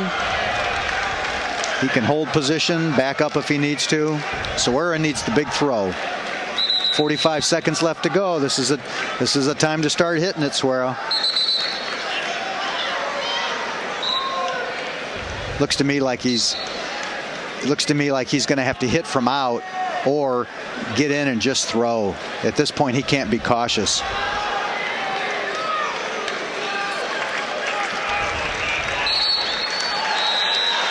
Okay, they just warned McMurtry, but it's of little consequence right now with 28 seconds left and a 4-point lead.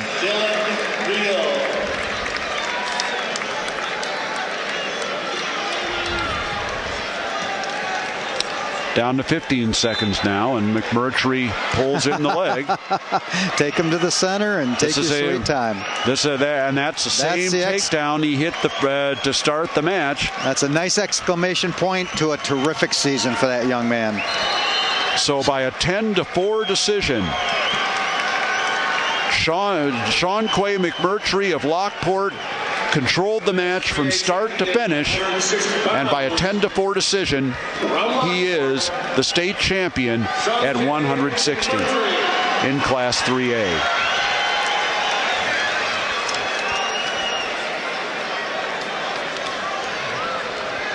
Both men showing good sportsmanship after a terrifically hard-fought match.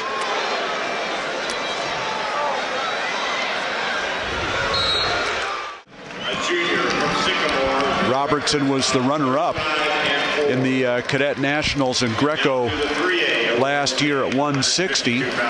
He went up to 171 for the freestyle, and he won it. Chicago Maris. In 5th place, Tim Novarini from St. Charles North. Boy, they're giving out the awards for 152 right now. That was a loaded weight class. Yeah, sure that was a really strong weight class. All 6th place winners. In 2nd place, Brian Murphy from Glenbard North. And the 2012 3A state champion, his 2nd state championship at 152 pounds, Max Snyder, a senior from Lane, with a record of 40-1. Now on mat 1 at 100. Page 60. Pounds from Harvard in the green bands. Dan Stott from Heron in the red bands. Great. Well, the announcer just said Schneider, taking his award, had a record of 40-1, but he must have had somebody else's record in there, because we had 2 undefeated finalists in that weight class. So clearly, Schneider finishes a perfect season. Class 3A. And we're off at 170. Sandberg will be green on the scoreboard.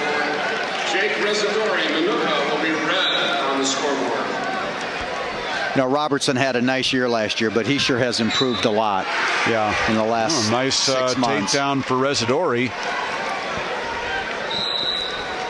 Yeah, Residori comes in with a record of 43-2, so that's certainly deserves to be here. They wrestled each other in the Sandberg duels, and Residori actually led for most of the match. Robertson came back with a 4-point move late and won 11-8. Oh, wow. That's one of Residori's losses. The other was to Jake Tyndall of Triad in the finals of the Granite City tournament. Is Tyndall in the finals in AA? Did not make it, huh? Finished 3rd.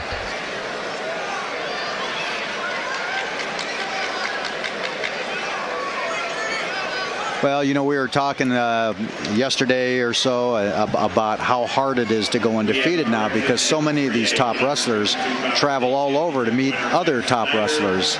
And that's a pretty good example of it right there.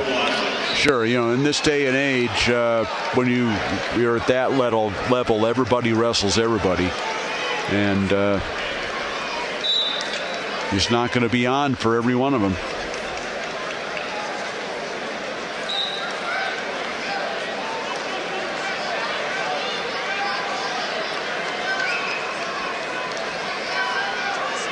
The escape given.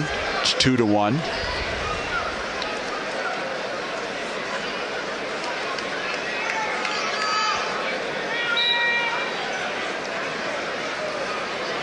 And Robertson once again just, let Residori walk around and hook an ankle and almost limp arm out for a takedown, but nothing there. Rob, if people want to see these finals again, do they just go right back to the IHSA website and click on it and watch it again, or is there something? Well, that's a good question. We have to. If we see our director, we'll ask that. Jim, what do they do if they want to watch these again? On the IHSA site. On IHSA.tv. If you want to watch these finals again, we're told they will be archived on IHSA.tv, which is, of course, part of the IHSA.org website, which you can get to either through IHSA.org directly or through the link on the front page of IllinoisMatmen.com. You'll be able to see these again.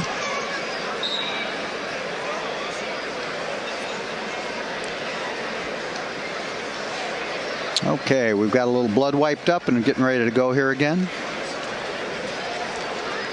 So again, Residori starting on the bottom.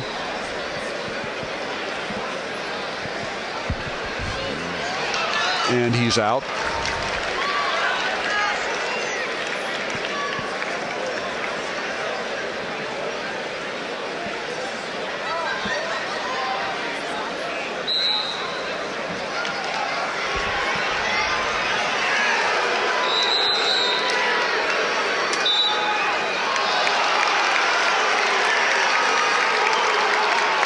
And the takedown for Residori. Well, this is going the way the last match went that you mentioned. The Residori built up a lead and Robertson came back at the end. And we'll see what happens.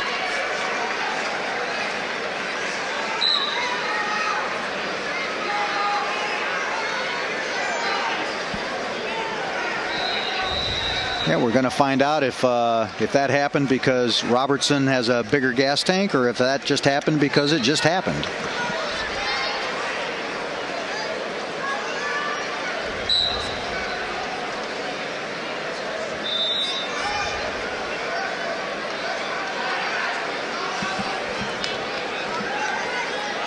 Well, Residori's the senior, so this is his last crack at it.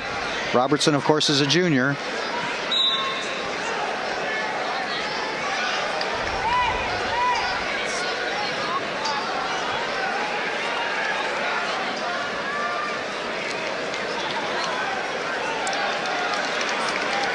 .20 left in the second period. Now Robertson on the single and ran out of room before he could step behind. So with 13 seconds left, they come back to the center.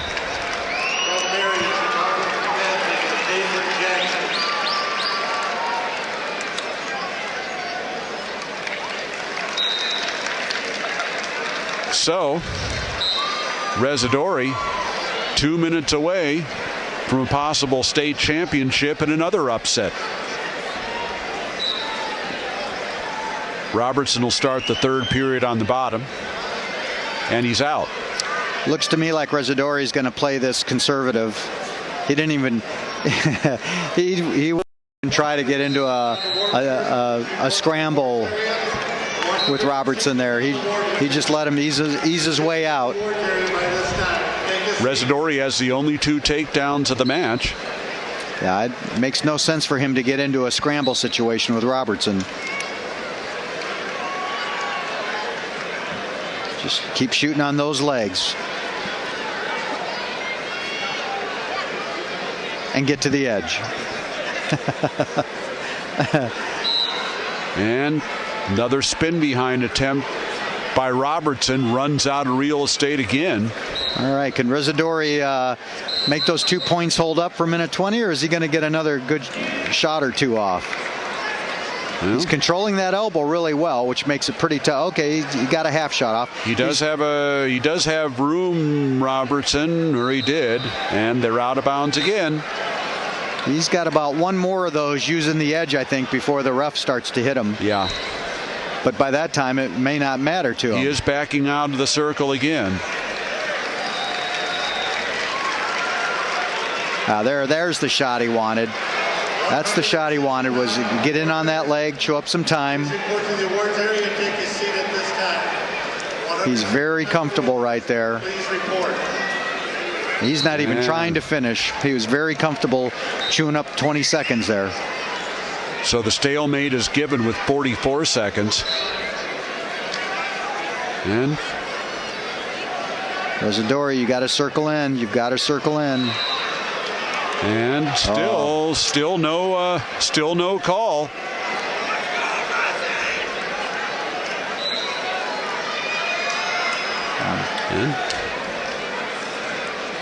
And there's the stalling call. Yeah, That's at a point in time where it probably isn't going to do Robertson a whole lot of good. Exactly. And backs right out again. Now Robertson trying to decide which way to go with this. Down to 15 seconds left. Can't. Okay, he's trying to throw. He's trying to throw. And Residori gets the takedown. Limps arms out. Same takedown he had in the first period. Robertson did what he had to try. He had to try something, and he did. And hats off to Residori because he pushed the action early when he could make things count for himself. Wrestle a smart match.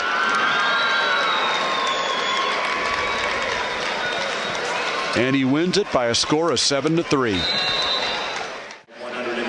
Ward's at 160 going on right now. Scott Hoff from Lake Zurich.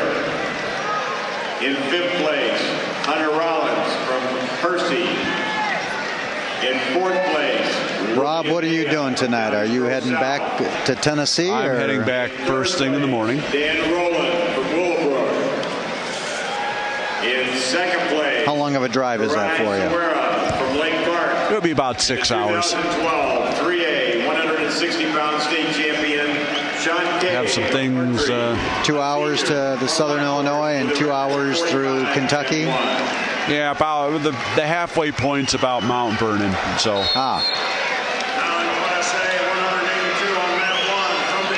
Here we go. Brooks in the dark blue against McGiffin in the red and gray.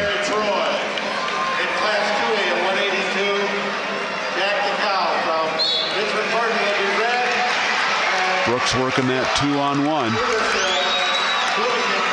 He didn't waste any time getting a hold of that and going after it. Brooks, of course, is signed to go to Iowa. And has McGiffin got any plans? He's a senior as well. He's being recruited. He's a fire plug. Starting to get some Division I interest. Had some Division II offers.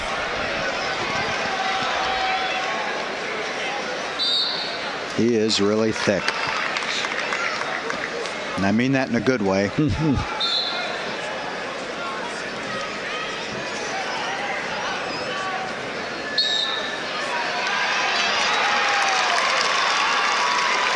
Inside trip attempt by Brooks. Couldn't hit it. These two met in the finals of the Granite City tournament. Brooks won by a 12-3 score. You know, McGiffin relaxed there on the edge for just a minute. It was inexplicable. I mean, he was in a good defensive position and almost like relaxed and reached across Brooks for some reason. And Brooks was able to reestablish some. I don't get that. What just happened?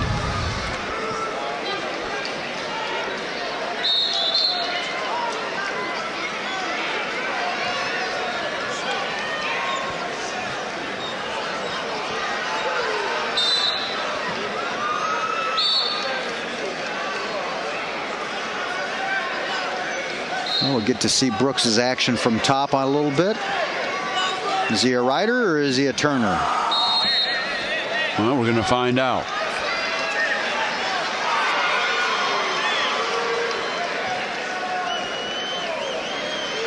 Under 15 left in the first period.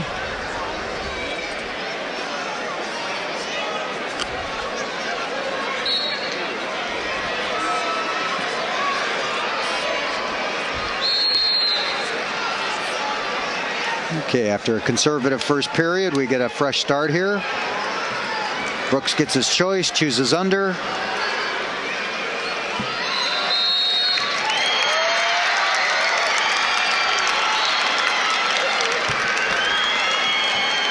Okay, so Brooks out easily. It's 3-0.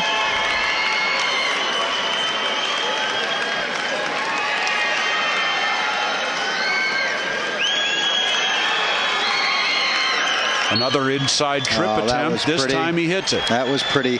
You know, McGiffin made a couple of half shots and almost looked like he didn't trust himself to be going all the way in underneath Brooks. It looked like he could have finished one of those half shots and actually gone all the way in, but he kind of backed himself out. I don't think he's very confident of what he's going to do with Brooks if he gets a hold of him. And Brooks has those tilts. Those tilts are sneaky. He's got two coming. That will make it 7-0. And he's on his way to repeating the performance the last time they met. Brooks, a state champion as a sophomore. Second last year to Steve Congini of Willowbrook, who of course missed all of this year due to knee surgery.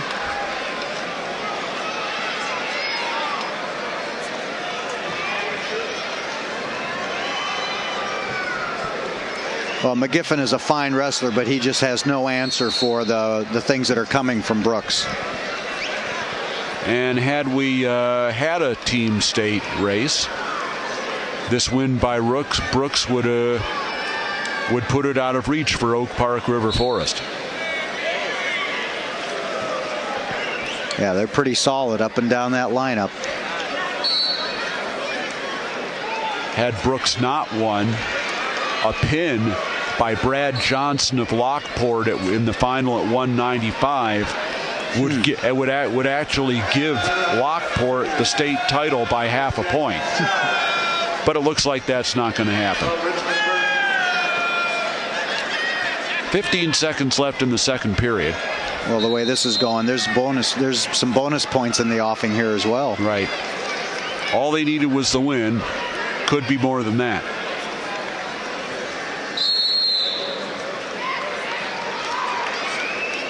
Second period is in the books. Brooks staring at a major decision.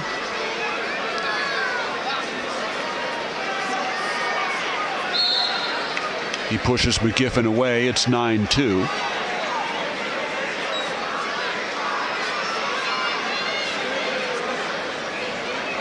Yeah, he just has no answer. It's hard to hold him off, and his shots are only half shots. That's a frustrating position to be in. Just about all of us at one time or another have been in that position where you just don't feel like there's anything you've got that's going to make a difference against that guy across from you, and that's the unfortunate situation McGiffin's in right now. Yeah, it's just in your face pressure from start to finish. Oh, nice little shot. He took one of his half shots and kept going that time. Got to the leg of Brooks. Brooks looks kind of relaxed and nonchalant out there. I'm sure there's more muscle fibers firing than we can tell from here, but he looks comfortable. He's done a good job holding off McGiffin. Under a minute left to go.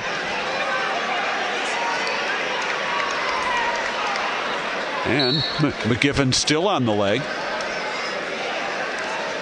Seeing if he can work across. Got it lifted. Well, the difference between one of the differences between this match and last year's was he's wrestling a much shorter man in McGiffin, and last year he was wrestling a longer wrestler in Congini, who of course had great hips and great hip hop and great hip drive in addition. I read an article about Brooks, and he said he took that final to heart last year and kind of changed up what he was doing in terms of training and lifestyle and eating right, and kind of used it in a very positive way.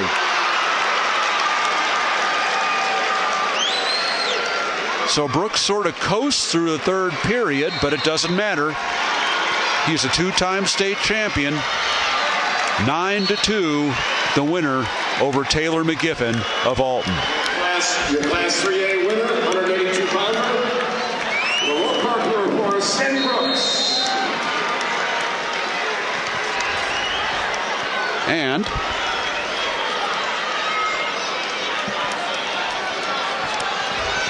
that clinches the make-believe individual team championship for Oak Park River Forest. We can still enjoy it. That's right. 170-pound champion, state You know, we are definitely seeing a resurgence in Southern Illinois wrestling. You know, with the for sure. The video shown to the fans here before the start of the finals talked about the college coach, coaches that wrestled in Southern Illinois and have come back to coach there, and the kids clubs and the facilities, and it is having an effect, and it's certainly noticeable here. It is a very underrated area. Grays Lake Central will be green. And in Class 3A, Brad Johnson of Lockport will be red on the scoreboard. Green will be Blake Blair of Edwardsville.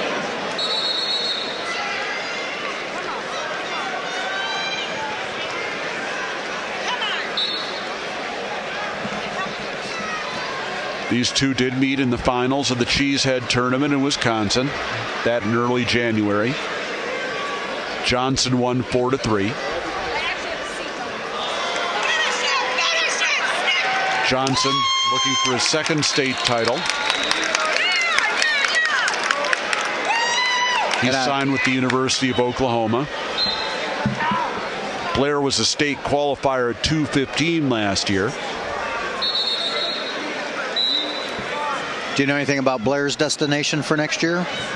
Back to Edwardsville. He's a junior. Oh, they've got it mislabeled here then. Oh, okay. They've got it labeled as a senior. No, he's a junior. Well, that's good news for Edwardsville. Yep.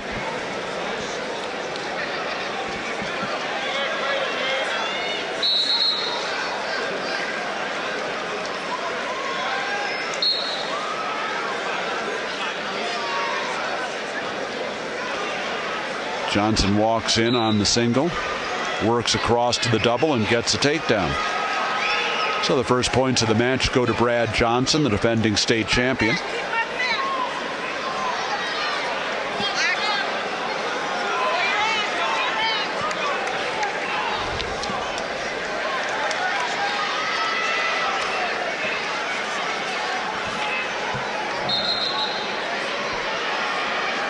And they go out of bounds with 26 seconds left in the period. Oh, McGiffin was third in this weight class last year and dropped down a weight for this year.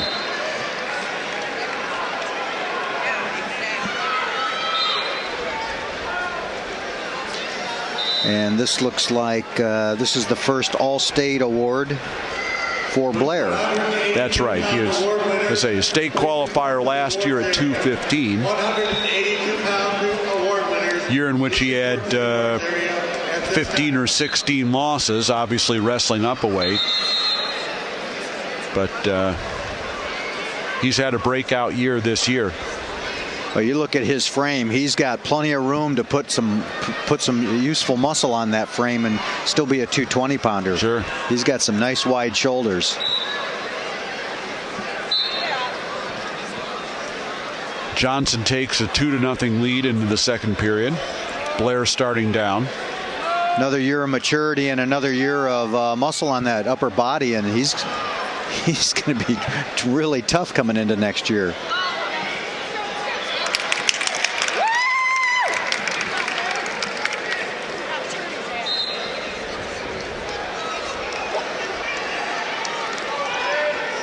Johnson trying to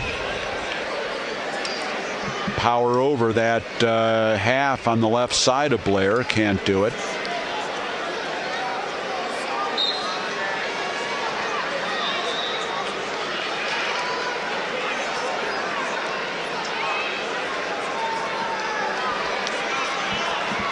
Well, Johnson's gonna fill out and grow into being a terrific 197-pounder for college. I think so too. He moves so well for a big guy. Stall warning on the bottom against Blair. Under a minute to go in the second period.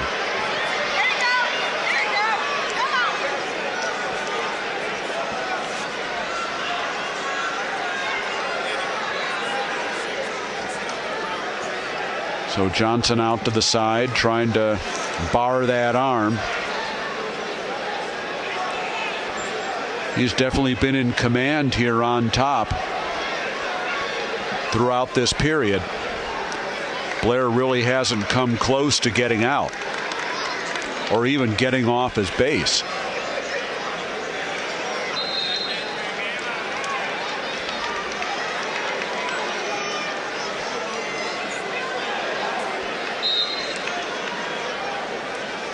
And a lot of time being wasted here on the edge. Yeah, the ref's letting it go with time running down.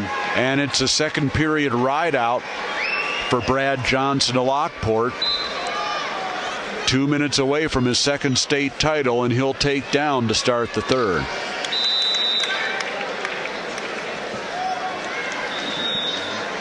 And it looks like we may have some blood time here. Award winners at 182 pounds. You should be in the awards area by this time. 182. Please report to the awards area at this time.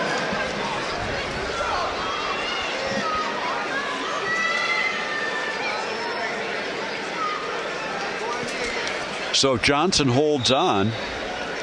Lockport will stand alone in this tournament with 2 state champions. And it wouldn't have been quite enough to get them first place. Johnson is out. It's 3-0. In on the high crotch, trying to work across.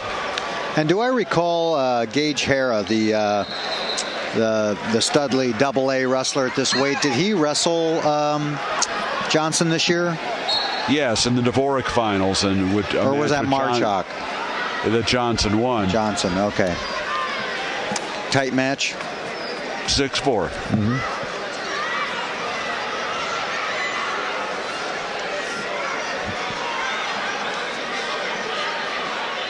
And reminding me where where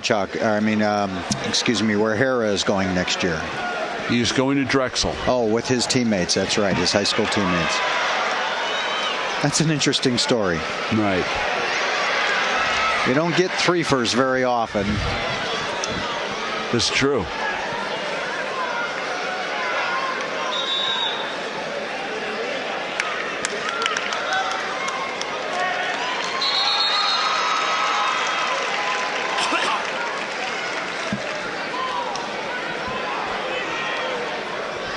Take care, Nick.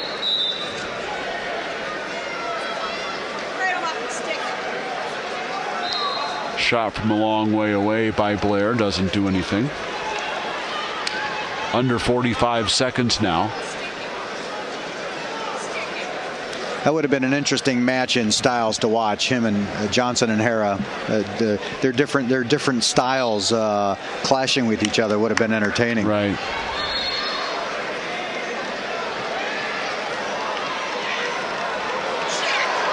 But the fact is, Blake Blair is in this match. I mean, he's won.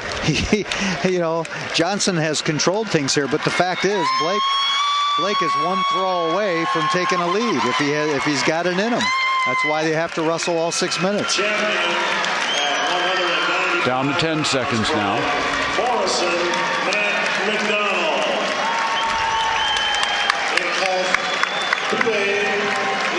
And it's over. By a 3-0 score, Brad Johnson brings a second state championship back to Lockport for himself and the second for the Porters tonight. They will be the only AAA team with 2 state champions. Quite an evening. At 120, Jared Cortez of Glenbard North, in a battle of defending state champions, had an 11-0 lead at the end of the first period, and that was all the scoring as he took the 11-0 major decision over Sebastian Piquet of Carl Sandburg. At 126, 2 weight classes, 2 two-time state champions. Eddie Clamara of Providence shut out Nathan Davis of Plainfield Central 6-0. The first state champion for Bartlett is Sal Anarino at 132. He won a 5-2 decision over Cullen Cummings of Downers Grove North, a pair of juniors there.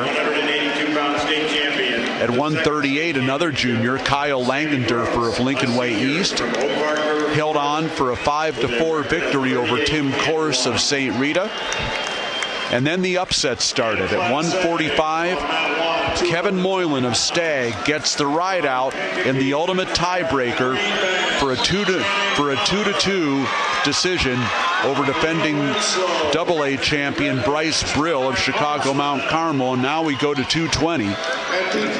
And we have a rematch from last sectional's finals, correct? From a week ago. This is a rematch of the Glenbard North sectional final. Mike Swider of Wheaton North in the light blue scored a 4-3 victory over the defending state champion at this weight, Josh Marshak of Schaumburg, wearing the maroon. Marshak committed to Stanford. And again, state champion last year, third in state as a sophomore. Swider was a state qualifier last year at 189.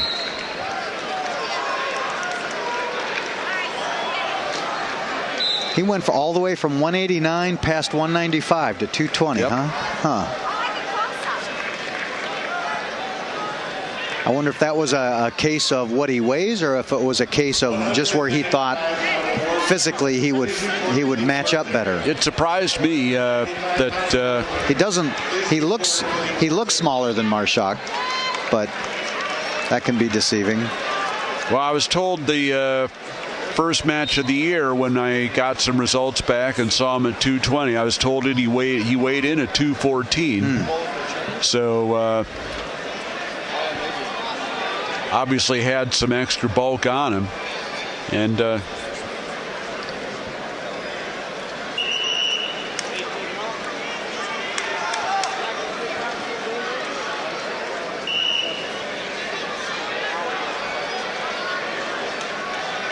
well, he'll have to be a 97-pounder in college. He certainly doesn't have the frame to be a heavyweight. That's true. Unless he's got a late growth spurt somewhere in there.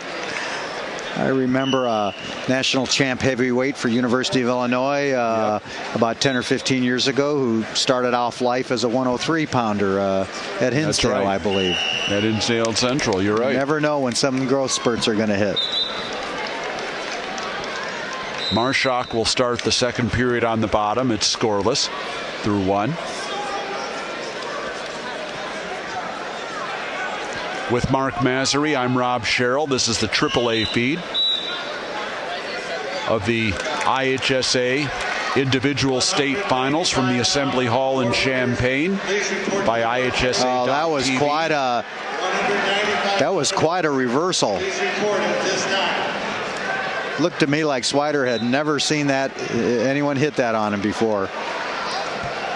Marshak did a nice job of clamping that arm and pulling it down and stepping over. He's up to his feet, but Marshak powers him right back down.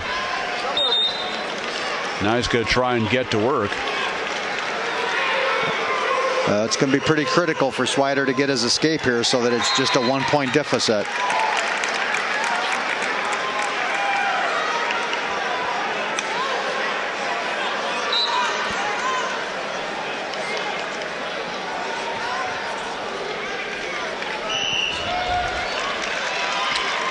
With the reversal, Marshak leads 2-0. Swider is up on his feet, and Marshak brings him right back down. Well, that's scary when big guys start going that high up in the air.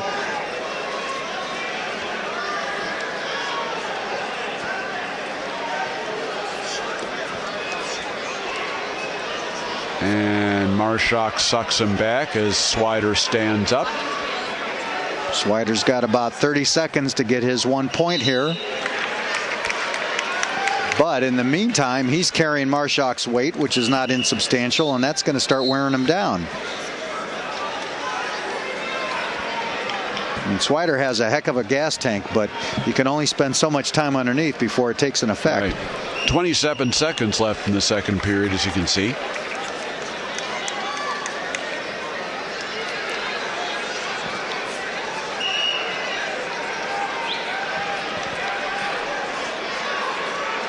Swider beat Marshak 4-3 last week at Glenbard North. Marshak leads 2-0 here.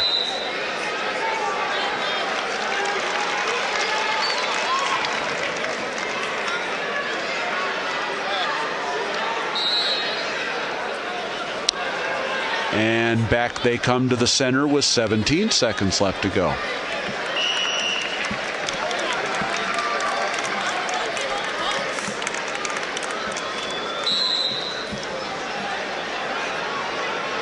And Swider is out. That was a big escape right there with 10 seconds to go. I was expecting a little bit more fireworks out of this match. They've been a little cautious with each other.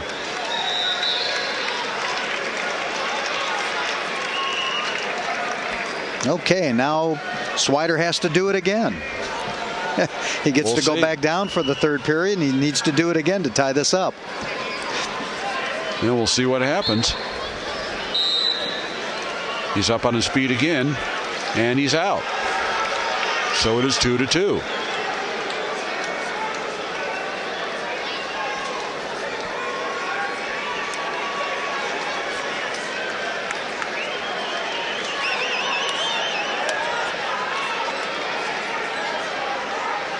Oh, that was a really nice trip on the part. Wow, that was a beautiful trip on Marshak's part. It's a shame for Marshak that it was right on the edge because it kept him from finishing it, but that was a beautiful trip. Two. They did give the two. All right. He did get the two, so no opportunity for back points, of course, being on the edge, but Marshak regains the lead. It's 4-2. That was a pretty move. And they did stall warning, and the escape makes it 4-3. Well, that stalling warning for not taking action enough when he was standing behind him has the potential to have some effect here with just a 1-point lead. Although Marshak's doing a pretty good job of keeping moving forward. He hasn't shown anything yet that would actually get him called for stalling. No, not as long as you're staying in the center. Under a minute left to go. 4-3 in favor of Marshak this time. Well, Swider looks a little bit shell-shocked because he's not moving forward the way he needs to and the way he has in his prior matches. Right, we haven't seen a whole lot of offense here.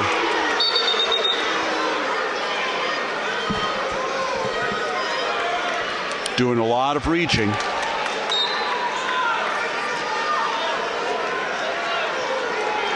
Down under 25 seconds left to go. Marshak has wrestled completely neutralized whatever offense Swider has. Marshak has wrestled a masterful match.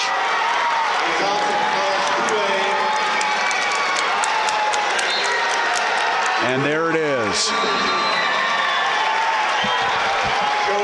A second state title for Josh Marshak of Schaumburg. Second period escape. Second period reversal. Third period takedown. Swider won 4-3 last week. Marshak wins 4-3 this week, and he is your state champion at 220.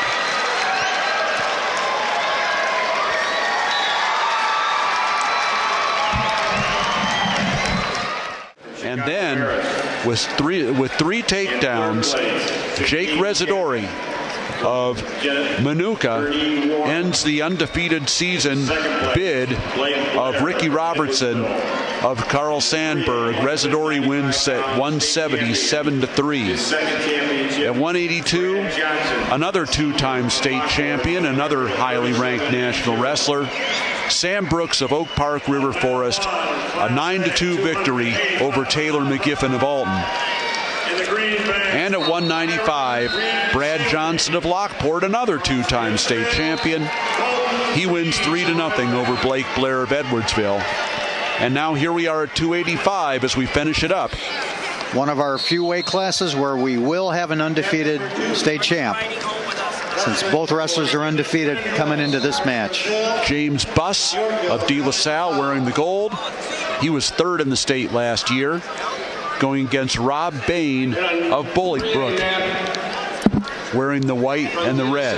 James Buss will be scored in green, and from Bolingbrook, Bain, a state qualifier a couple of years back. Missed last season due to injury. That was an odd. Looked like Buss lost his balance or slipped or something. Something like that.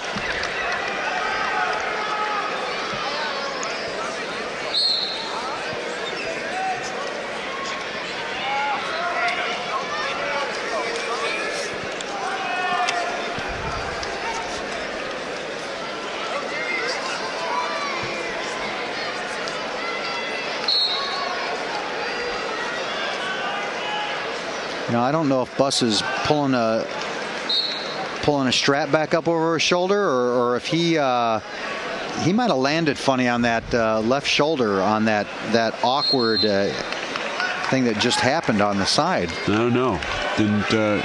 Didn't really see that, but you may be right. Or he may just be pulling at a strap.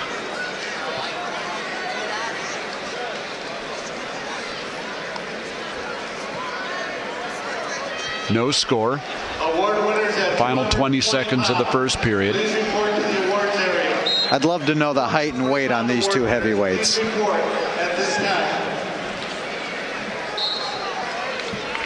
Buss is probably about 6 feet at best. Well, he's so thick it could be deceiving. He could be taller than that and just not look it because of his thickness.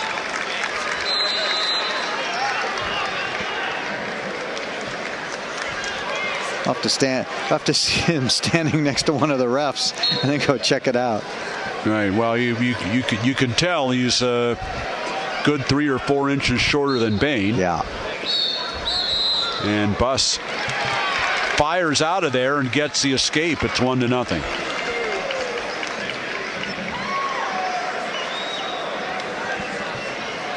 Well, Buss just looks like a slightly smaller version of some of the of the toughest heavyweights in college right now.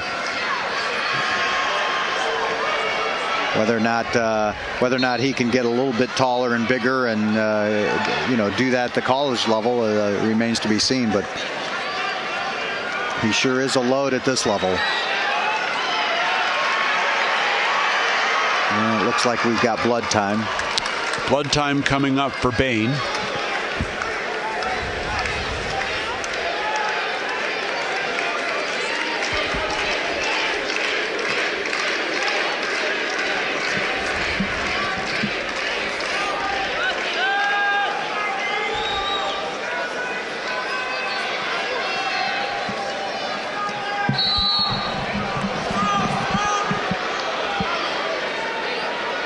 With the 220-pound place winners, please report to the awards area and have a seat. 220-pound place winners, please report to the awards area and have a seat.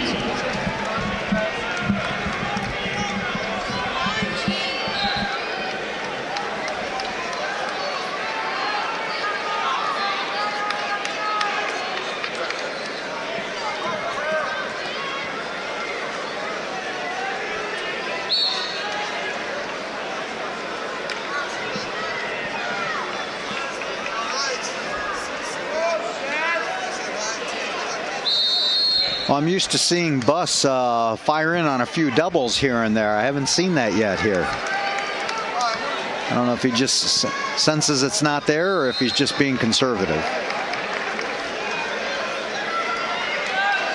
Yeah, it seems like both these guys afraid to make a mistake. Oh, nice. Oh, jeez.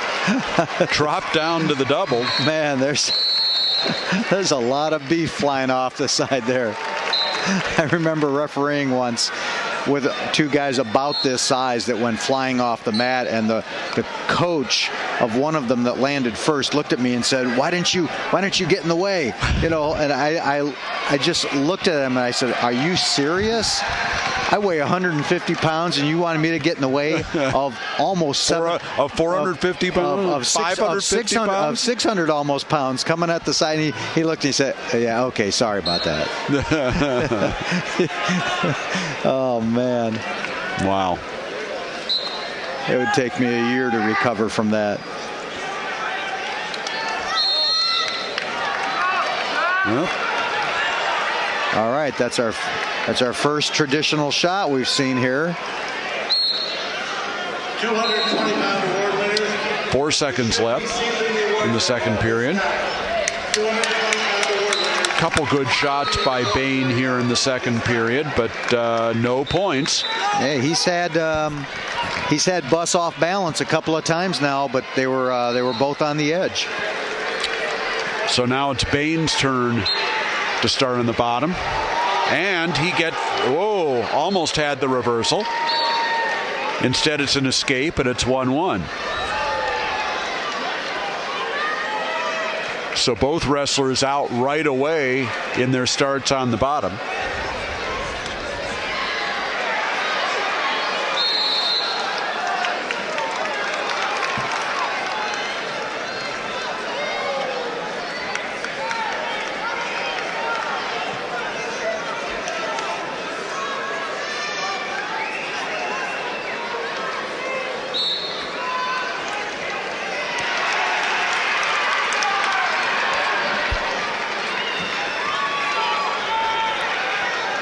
Well, this is resembling a little bit more of a traditional heavyweight bout. I was expecting a little more fireworks. I was a little bit too. Now a stall warning against Bain.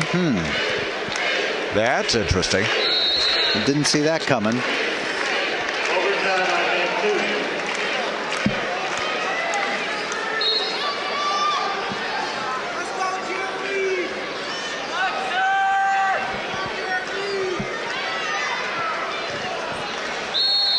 So I'm looking across the arena, and I see 3 heavyweight matches, and they all have the same score. One of them is already in overtime. Oh, gosh. Aces across the board. Aces wild.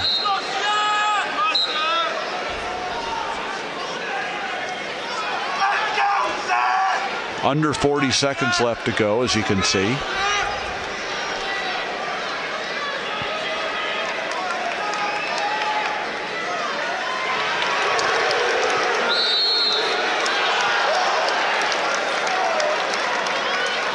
Now, someone was commenting earlier that there's a lot more big athletic heavyweights than there used to be, and you look across these 3 mats, and it's sure the case. Yeah.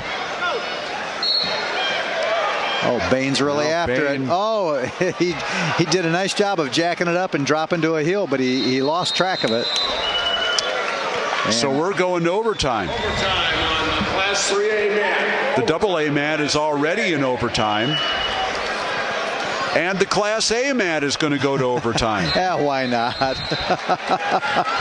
Go 3 I guess we haven't. I guess we all haven't been here long enough. All 3 men. Class A also.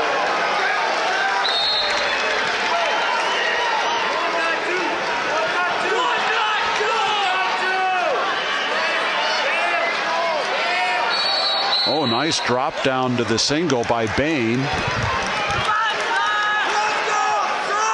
Well, he is the one that has had the stalling warning, but I can't imagine the refs using that at this point. Yeah, I think actually, Bain has taken more shots. Yep.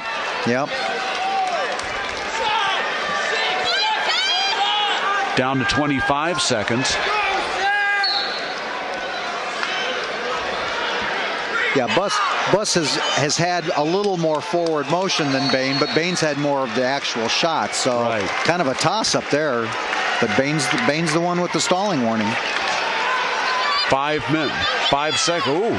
Oh, Oh, can he hit the Shot corner? by- Bain got a good deep shot Yeah, he in, but did. Buss fought it off nicely. Could not turn the corner on him. Oh, So we got a coin toss coming up. Buss is either really fatigued or something's bothering him. Bain has the choice. He'll go down. Well, he didn't have any trouble getting out the first time. Buss is fatigued. But he's got a lot of heart.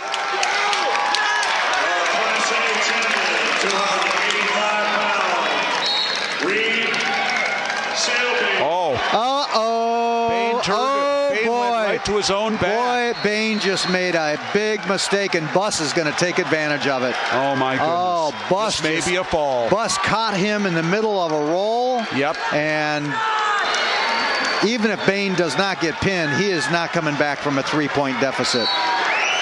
Buss can be super conservative. 4, 3, 2, 1, and it's not a fall. What a But snag.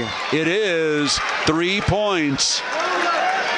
And Buss, now he'll take down. Wow, just a mistake on Bain's part, but Buss had to have the gumption and the energy to take advantage of it because it required some quick motion on his part. Now we'll see what happens here. Buss was really fatigued, and he rose to the occasion. Caught Bain mid-roll and put him right on his back. And Bain spent the entire tiebreaker session fighting to avoid being pinned. He did, but he gave up 3 points, and now he gives up the escape, and it's 5-1 in favor of Buss. 3, 2, 1, and James Buss, by a 5-1 score in the overtime tiebreaker, is the state champion at 285. That's one of the more interesting overtime matches I've seen. Boy, he had a lot of interesting overtimes. Go. How about 145? Oh boy, Unreal. that people will be talking about that one for a while. Rob, it's been a pleasure. Mark, for Mark Massery, and thanks for doing a great job again as always. Once again, we are all done here with at 11:05, wrestling finally ended. So for Mark Massery and for Andre Morgan, who also joined us on many of these broadcasts, we will see you next week In second place, at the U.S. Cellular Coliseum in Bloomington for the IHSA Dual State Championships. They'll start at 9 o'clock in the morning, and don't forget to join Andre and me for that broadcast all day. So for Mark Massery, for Andre Morgan, for all the great people that made this possible, I'm Rob Sherrill. Thank you for joining us here at the Assembly Hall for the individual state wrestling championships. in fourth place, Edgar Urano.